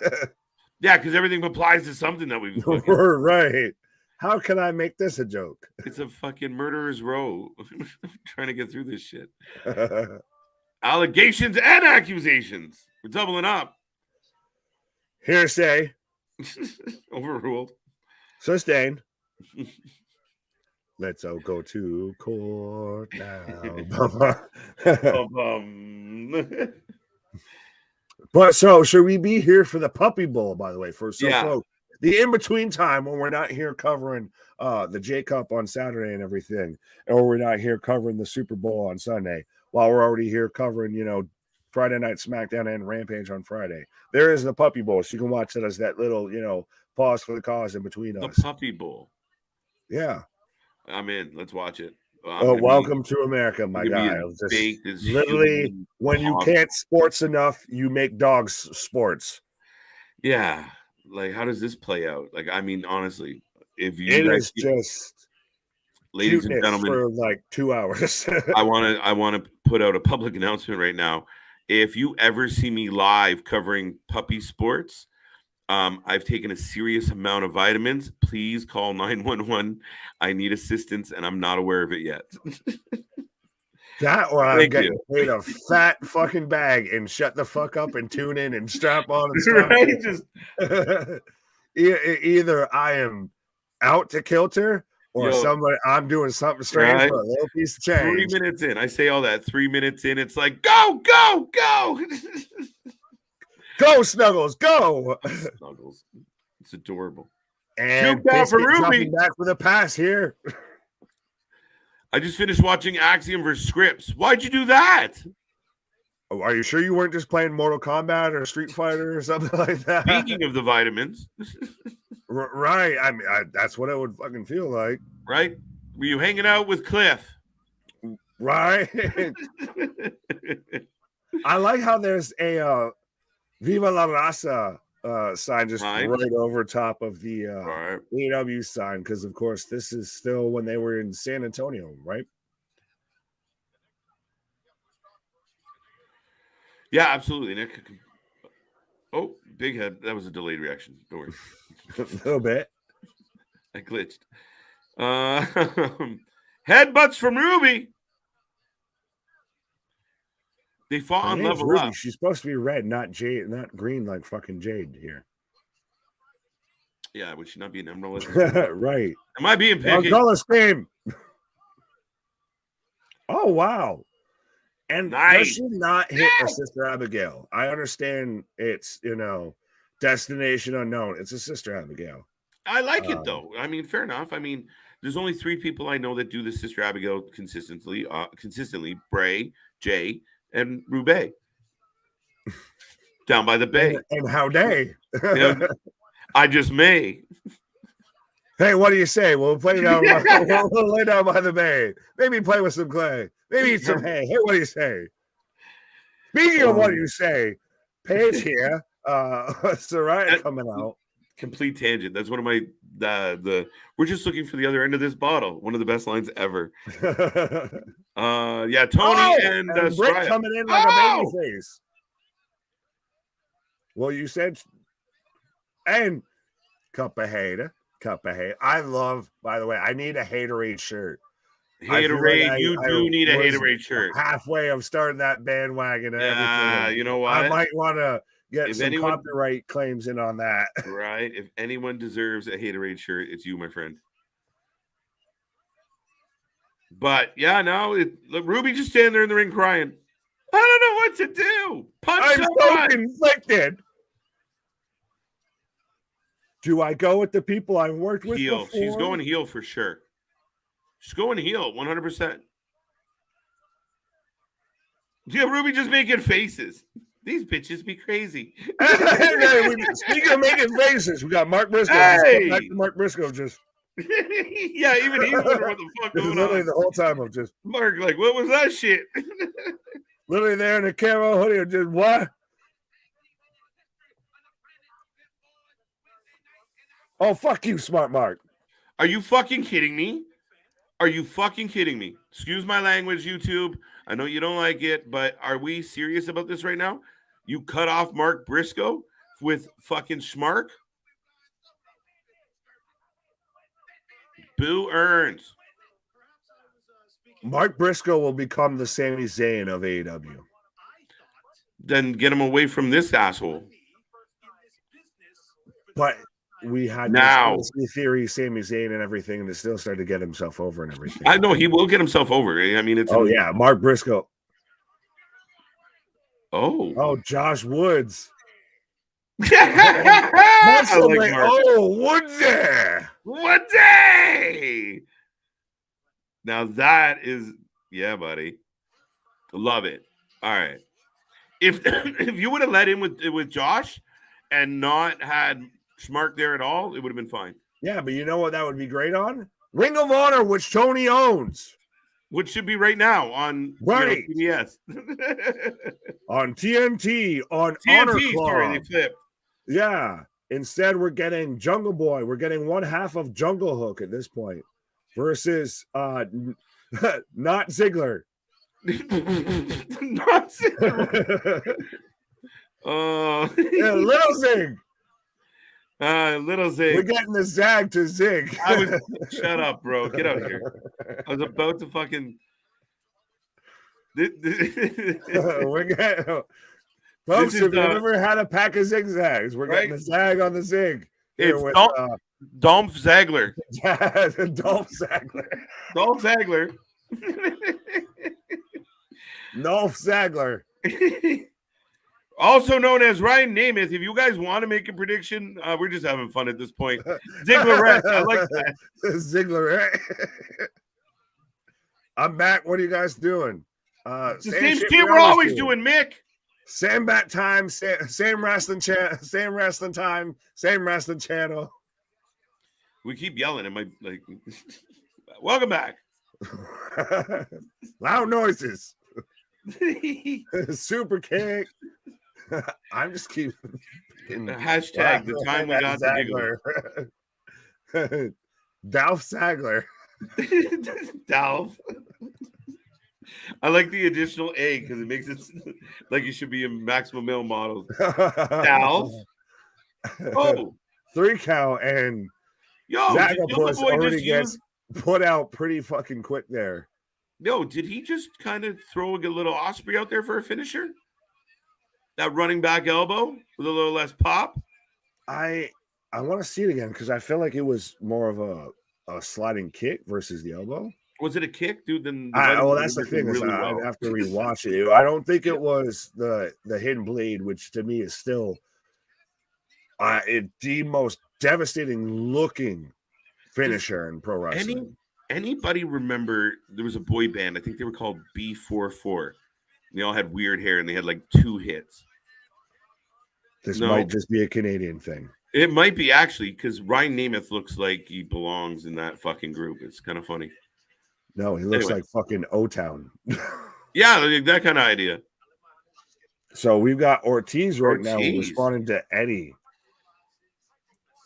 How do you feel about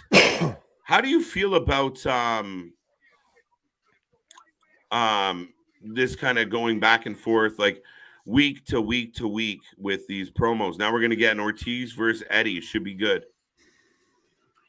Do you want to know my honest opinion? Yes, sir.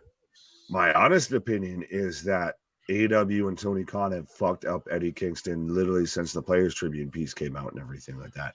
They had this man fucking handmade to be one of your top guys, a guy you could build your fucking company around. If not, like we talked about earlier with Sami, of your in-house Yes movement, your in-house Kofi Mania, your guy that just naturally the people get behind. Yeah, the unexpected underdog.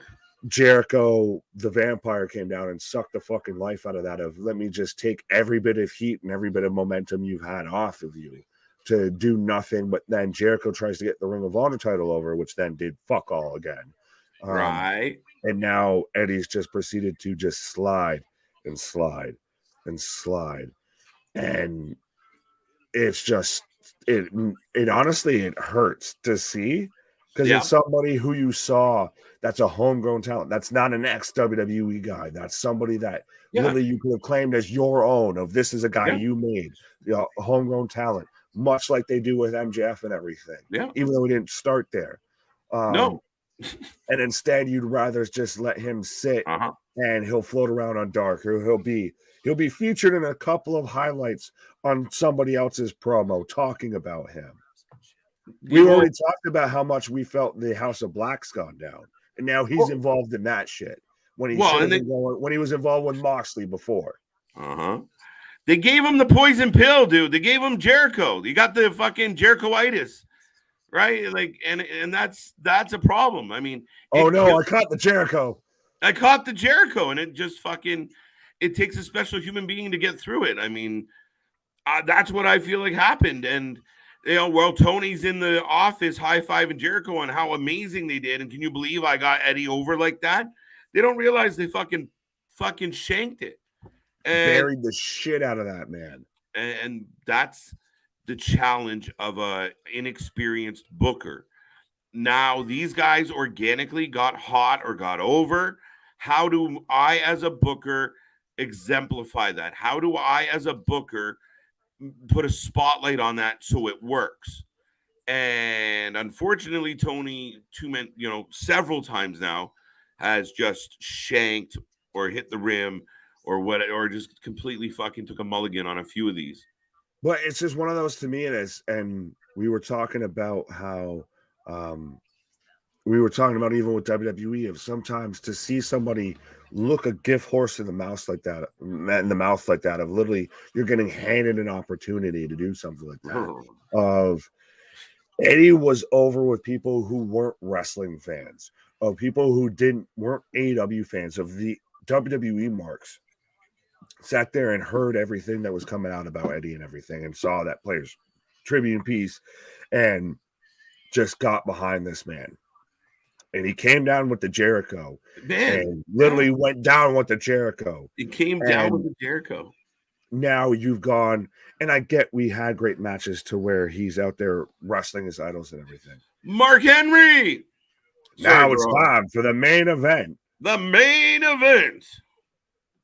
Bivens with his raggedy bitch. Was that?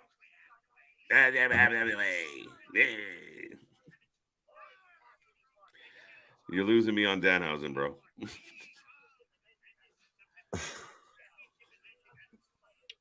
What?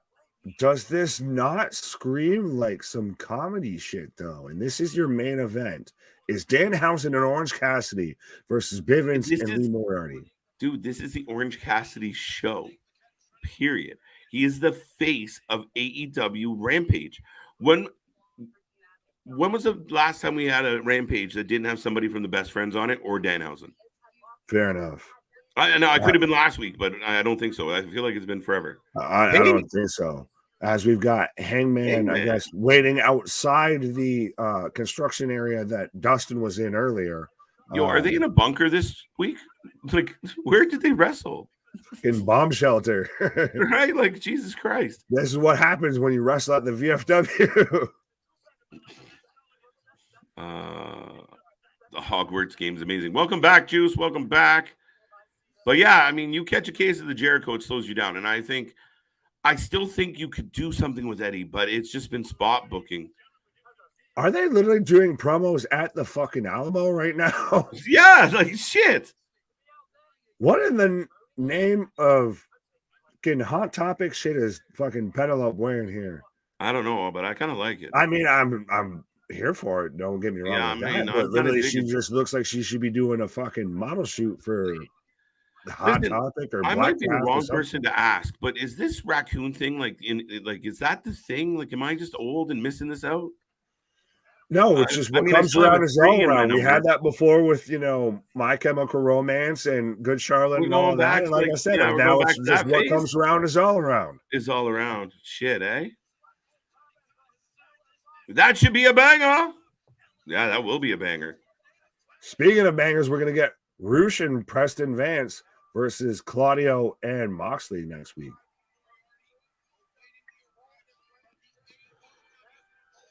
Oh, we got to show the fans. This is why he's the main event every Friday. And yeah. I hate Jane. Welcome to Friday Night Orange Juice. I fucking hate Jane. I'm sorry. Sorry, Jane. Listen, I don't hate the song. I hate the entrance. This is your main event. And I'm like, oh, fuck. I don't like it. I don't care that he used it on the indies. I don't like it. His old shit was better. But see, to me, the thing is, and I get people, oh, well, just like pro wrestling, all of that. If you took this and just placed it on WWE, everybody that loves this on AEW would be bashing the fuck out of it. 100%. 100%. It's one of those of this. Sometimes shit's just shit. Just because you think it smells like roses doesn't mean it ain't shit. No, and at least with his, this kind of does with the piano, but like the old OC entrance music, it had that pop moment, right? Like it gave you that effect right in the beginning, and people would pop. Jane, right. I listen. It's not a really big deal. It's not like a Bane or like a cross I have to bear. Like I'm okay, but it just annoys me sometimes. I just think it's terrible. Wow, Bobby's an Orange fan. Larry with Orangehausen. Orangehausen. Jerichohausen, I admit, looked really ridiculous. It looked like the dad that showed up at his Halloween party. Ridiculous. That's when your dad tries your to. Your dad shows up at the Halloween party. You.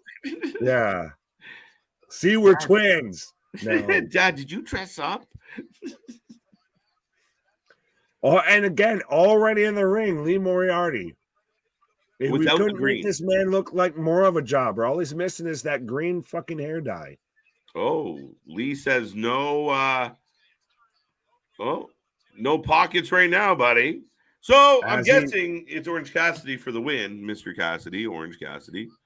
Yeah, a little bit. Well, as we've got Lee Moriarty there ain't nothing wrong with a little. Hey, no. There's a lot. Well, that's what it looked like now. He's grabbing Orange Cassidy. Or that of their own opinion. A little shake and taking his sunglasses. Cassidy gets his glasses back. And folks, we're not watching XPW or GCW or Main Event or NXT Level Up or even NXT or anything like that. Right, it is still AEW Rampage, but at least it's AEW and it's still bullshit. Sorry. I wasn't sure where you were going with it. That's all. This is the main event. Is Lee, who gives a fuck already, versus Pockets. Is the main event. Sorry, there was a pop for Cassidy finding his pockets. As I said, Pockets. Mick, yes, we will be back here next Thursday. More Impact, and do keep in mind we're on the verge of No Surrender as well. There's a lot of wrestling, guys. Really stay tuned. We're going to try and get the thumbnails up as fast as possible. There is a shit ton of wrestling between now and April, so hold on tight. If you're a wrestling fan and you know wrestling fans, they should be here because you'll get this every single night, some days 2 or 3 times. That's what she said. That's the way Strap on she and strap likes in, it. Oh. The last weigh-in versus a fruit. Oh. No. Oh, here you go. Now just putting the key in the cow. I don't play that way. Oh, we don't play that. But this is why they put Cassidy in the main event, dude. Is because the crowd's all into watching. it. They're all cheering it. Why? Oh, Cassidy came down funny as shit. Oh, wow. Lee with a punt. Yes, the comedy gimmick came down funny as shit. What are the odds? Oh, what are the odds? What are the chances? Oh, that's a hell of an interesting way to pin. Wow. Whoa, shit. Just do that more often. That was pretty cool. Yeah. That's the thing. Nice Lee Moriarty can be good. Just maybe if you put him in Ring of Honor and developed him, or establish that there's a difference in roster between Rampage and Dynamite. Oh, amen. It's Thunder. Yeah, well. Oh. Okay. Where's my Glacier if this is Thunder? Right. Where's my Mortis? Oh, Lee's got the sunglasses. Who better than Danhausen? Oh my God. Danhausen looked like he was being inappropriate when we first turned around there. Caught me off guard. Man, shaking his thing at people. Stop that. Danhausen is inappropriate. Right? Is he shaking his little Dan? Dan running around cursing people? That's inappropriate. Look at my housing. Whoa, no. I'll show you my housing is. No Briscoe promo. See, it was so quick and Damian missed it. Sorry, Damian. It happened. Yeah, it happened, and then it kind of didn't happen. The Funky Bunch got involved. The best part of it was the fact that Mark was really entertaining. Well, the best part of it is literally they just cut from everything with the women, and then Mark just. Huh? What the fuck? You're right, like, dude, this doesn't make any sense. And the Mark, he's like, what? We're in picture right now, folks, as Moriarty's working the wrist control and the arm lock as he's also biting Orange Cassidy's hand. Right. Yeah, no kidding. Hassan's got best friends here on Rampage tonight. There you go. We got that one. Voted for them. What is this? The fucking Grammys or something? What are you seeing? No, because he's saying last but not least, I voted for best friends on AEW Rampage. Like, voted for them. Is this the fucking Grammys? Like, and the award for most act for the most right. act on and AEW the prediction goes to the best friends. The prediction goes to best friend. I'm sorry, I made a mistake here. The card actually said. Sorry, this actually says. Danhausen. Danhausen. Say Hausen 4 times in the mirror. No, God no. Which would be worse to try and do? If you say Danhausen 4 times in the mirror, or you say Vince McMahon. Vince McMahon. No. Stop. Yeah, exactly. See, you stop me right there. Shut up. You're summon him. You know what? I think you kind of have to go Danhausen, because even if he pops up, you think you got a fighting chance. If Vince pops up behind you in the bathroom, you're fucked. Literally.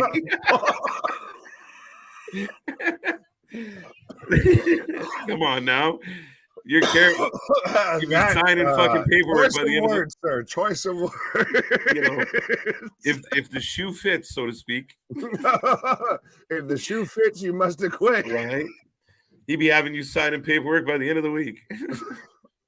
Sign it on that toilet paper. This did not happen. NDA in the back on the toilet paper. God, now we're just fucking making ourselves laugh. Do you have another piece? I keep crying on this one. I need another roll. Linda, I need another roll. And this tangent was brought to you by Linda, is this Charmin? I told you, get Angel's off.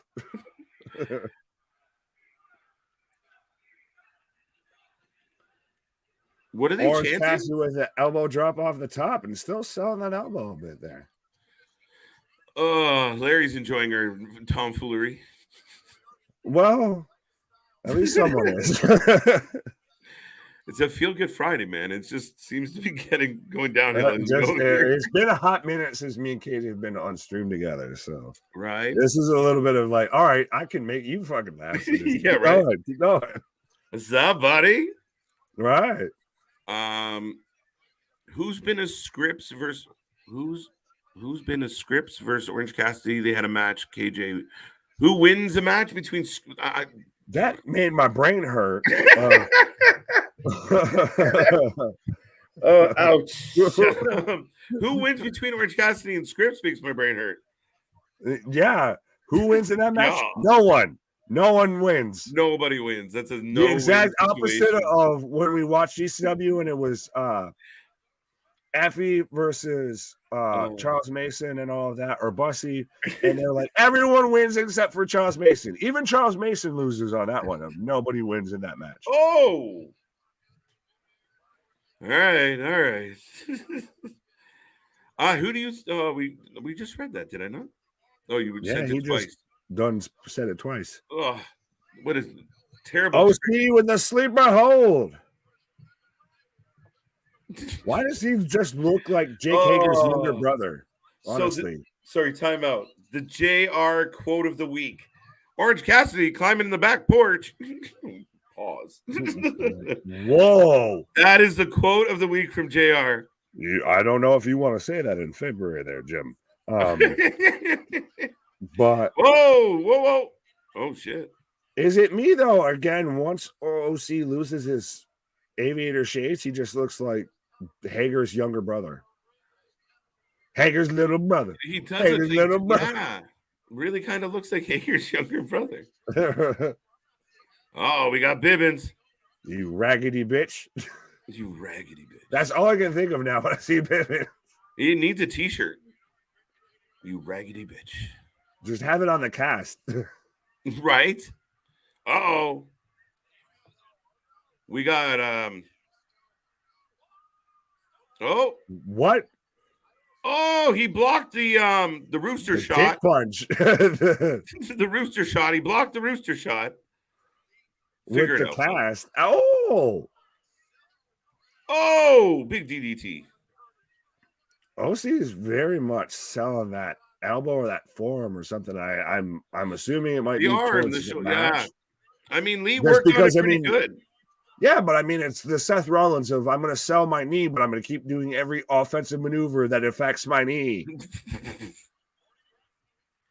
It's like, if that really hurts you, then quit fucking doing moves on it. Damien, you're killing me with these ones. Axiom or Cassidy?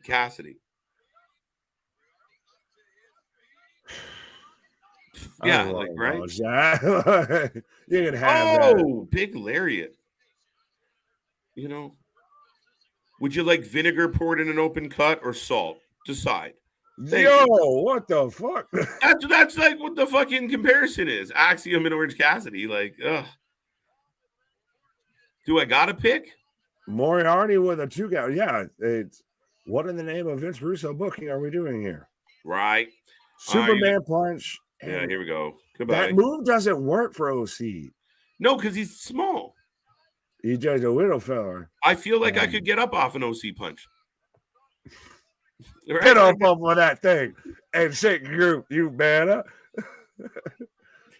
Oh, wait. Lee switching it up. We're doing Chamber. We're doing Battle in the Valley, New Japan. The same night, we're doing a Super Bowl tomorrow.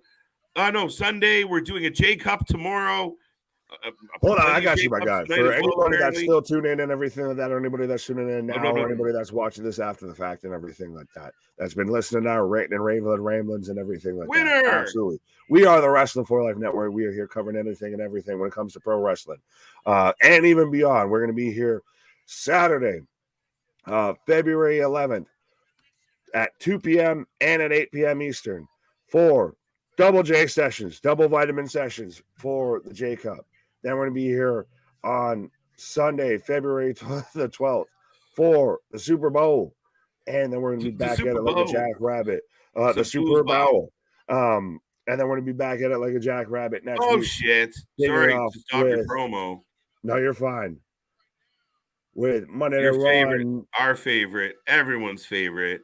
I am Groot, Satnam Singh. Oh. That's what I have coming out right now. Orange still got squeezed. So Orange picks up the win. Uh-oh, from behind as always. You think people would look over their shoulder once in a while. Uh-oh, Jared got Hausen.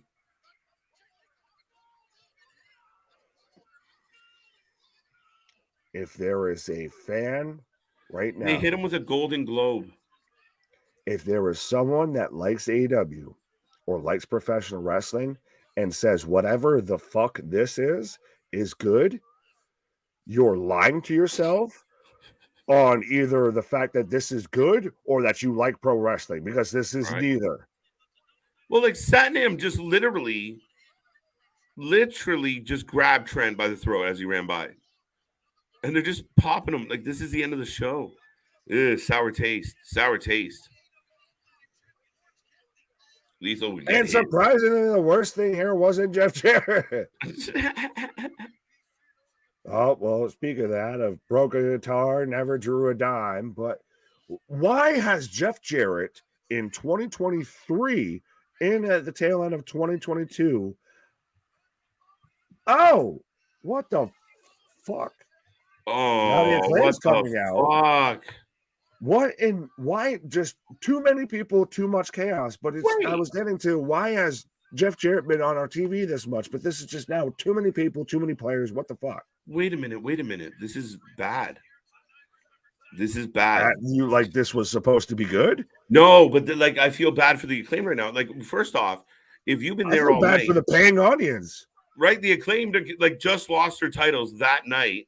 And here they are running back out to help out. Like, well, that's why I think even Cass is barely like there. Like, he's just like, yeah, fine.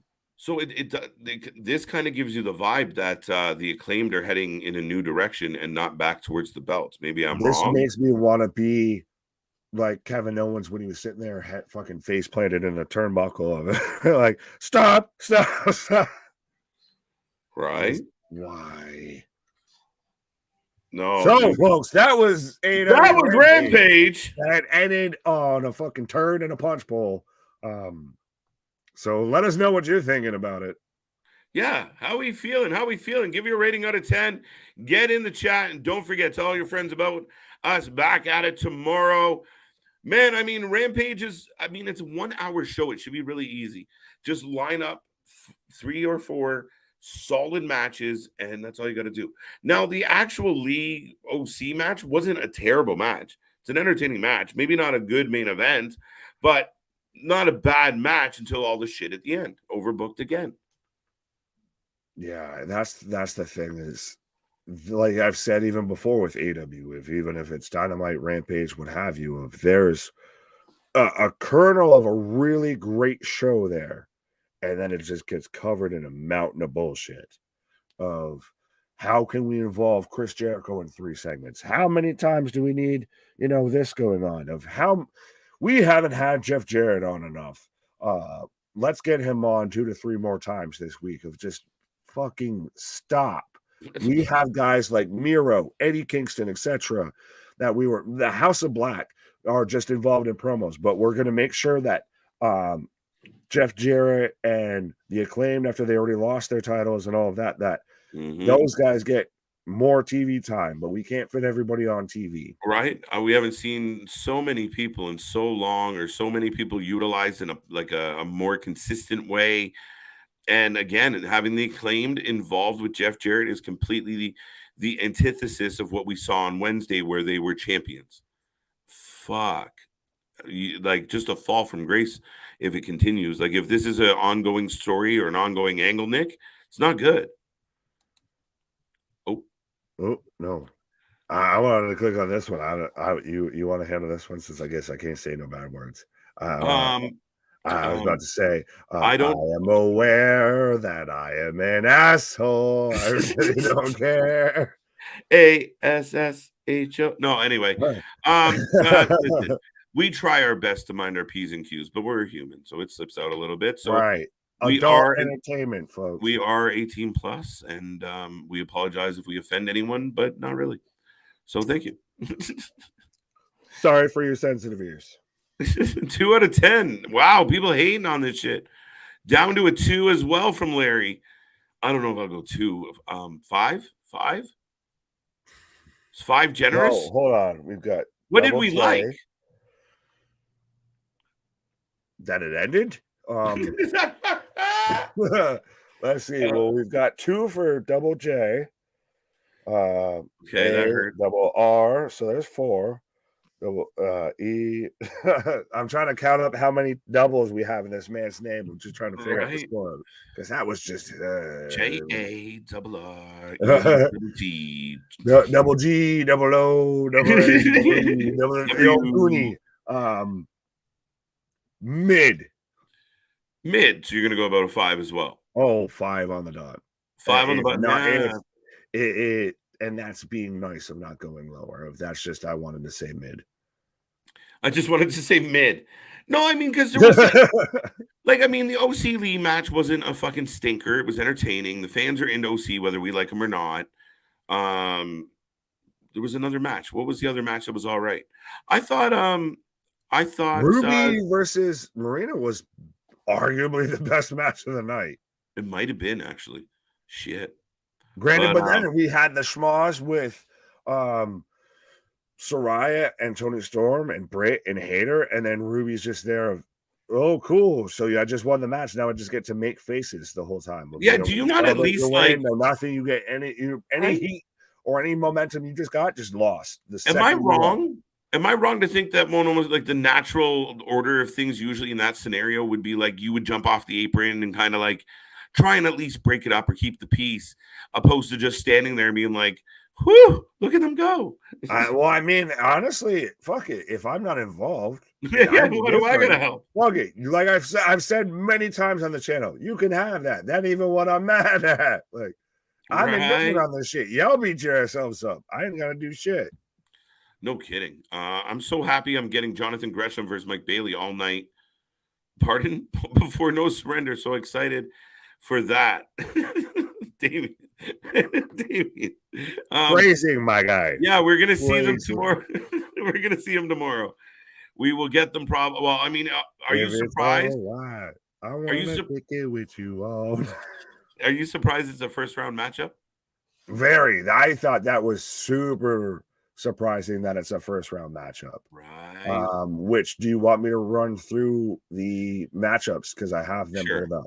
Why not? We've got when in Mike Rome Bailey versus Jonathan Gresham, Aries versus Commander, Blake Christian versus Alex Price or Alec Price. Then we've got kind of a schmoz. I can try and read some of the names, but it's a multi-man match to determine that round. We've got Charles Mason versus Billy Starks, Jordan Oliver versus Alex Shelley. So we've got that Billy Starks match might be really good. I like Charles Mason.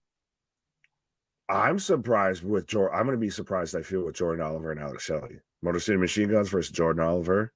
Okay. I'm fine with that. We've got Joey Janela versus Starboy Charlie. Whoop-de-doo, Basil. And we've got Leo Rush versus Tony Deppen, who, outside of Mike Bailey versus Jonathan Gresham, I think is match of the night. Yeah, listen, I mean, that's going to be a banger. And that's another one that is a very surprising first round meeting. And I think it has potential to leave a lasting impression. I don't know. I mean, Leo needs a win, I think, but Deppen's a beast. As I probably froze there for a second. Did you really? This is the first J Cup in 10 years. They're bringing back the JCW Heavyweight Championship because JCW ended up becoming GCW. Very much how ECW was born out of Eastern Championship Wrestling. So I think that this is really going to be a special event. Yeah, I mean, it should be a really good, day of matches. I mean, we're going to go for a couple hours in the afternoon, take a breather, and come back for Sesh 2. And, we're going to, be here the whole way through. And I think there's a lot of matchups moving into the second round where, let's go, Cotton. Absolutely. Got you, set up for your whole weekend. Why? All weekend long we will be here, and I mean, I'm looking forward to the Super Bowl party. You never know who's going to pop in. You never know who's going to be here, but you do know you're going to have a fun time, folks. I'm looking forward to this weekend. Lots of wrestling, and again, we always end up peeking at other stuff. So don't count out what we're going to cover this week, because you just never know. Make sure you like and subscribe to the channel because we have fun bringing all these Who would have alternative. thought a channel with Wrestling for Life in their name would have ended up having a Super Bowl party and everything like Right? that? So absolutely, we're here covering anything and everything. Big things popping, little things stopping, up some That's it, season right? never sleeps. Why? So Oh. the vitamins made me. I was just playing around. But yeah, Nick, it was a great, like, I mean, SmackDown was all right. Didn't blow our socks off. We got 1 week to go to Elimination Chamber, so one more episode of SmackDown, and you heard the ominous threat from Paul about, we're coming to, we see things when we watch the shows when we're not here live, and obviously foreshadowing what we saw with Jay and Sami earlier in the night. Very interesting. Is it not, though, at this point that the Bloodline storyline outweighs everything else in WWE? Whether it be Cody, whether it be anything, of this is what you tune in to watch. Right. That's undeniable, I feel, at this point. It really is. And I mean, you saw, like, we were like, oh man, this should have been the main event, and it probably should have. But you don't end on that moment, though, with you having it as the main event. That's the problem, right? You have to, like, so they continue to weave the story. And again, it's one of the few times where Paul Heyman saying what he said is enough to make you go, ooh, right at the end of the episode. I can't wait until the next episode. What's going to happen now? So, yeah, I mean, dude, overall, that's been excellent. And even Sami popping up and then the hug and whispering and, well, yelling in his ear. I'm all for everything they're doing. I give them high praise on what they're accomplishing here with this story. Absolutely, absolutely. But yeah, that's about it. Good night, fellas. All right then. But yeah, Nick, any other thoughts on Rampage or SmackDown or anything like that? You want my final thoughts? Not the final thoughts. Just curious what you any other thinking thoughts. The thoughts you think that I thought you think I thought I think I thought you thought. Right. So you didn't like Rampage at all, right? You find me a time when I liked Rampage, and then we'll start from there. We talked about this for the longest time. Of it should, at this point, ever since Tony bought Ring of Honor, right? It should be Ring of Honor. Or if anything, you need to split it and acknowledge that it's a separate roster, even though you've already booked it that way. Of, like you said, it's the OC and the Friend show. Pretty much. That's definitely how it looks and definitely how it feels, Nick. Friday nights have definitely become the home of Orange Cassidy. One, I think, maybe last question. Ronda Rousey returns tonight, and I don't know if anyone cares. She might be Jimmy Crackcorn on all this. Yeah, I think it's very much of, there's the rumor that I saw, or I heard you addressing everything earlier when she did return, of that it's going to be her and Shayna going after the women's tag titles versus Kai and Sky. I mean, it's not bad if that's where she wants to go, but I feel like it's only going to be, still even at that point, we thought it was a whole thing when Sasha threw a temper tantrum about the women's tag division. Right. When Ronda Rousey, who's already thrown a temper tantrum over the women's world title, when she gets into the women's tag division, she's going to be out there cutting all the bitchy TikToks and everything. Right. Yeah, I mean, I don't know. We've been kind of critical of it. I think that you have a better pot. Like, I'd like to see two young talents in with Kai and Sky and have a well-paced, highly performed match that I don't think Ronda and Shayna are going to, offer.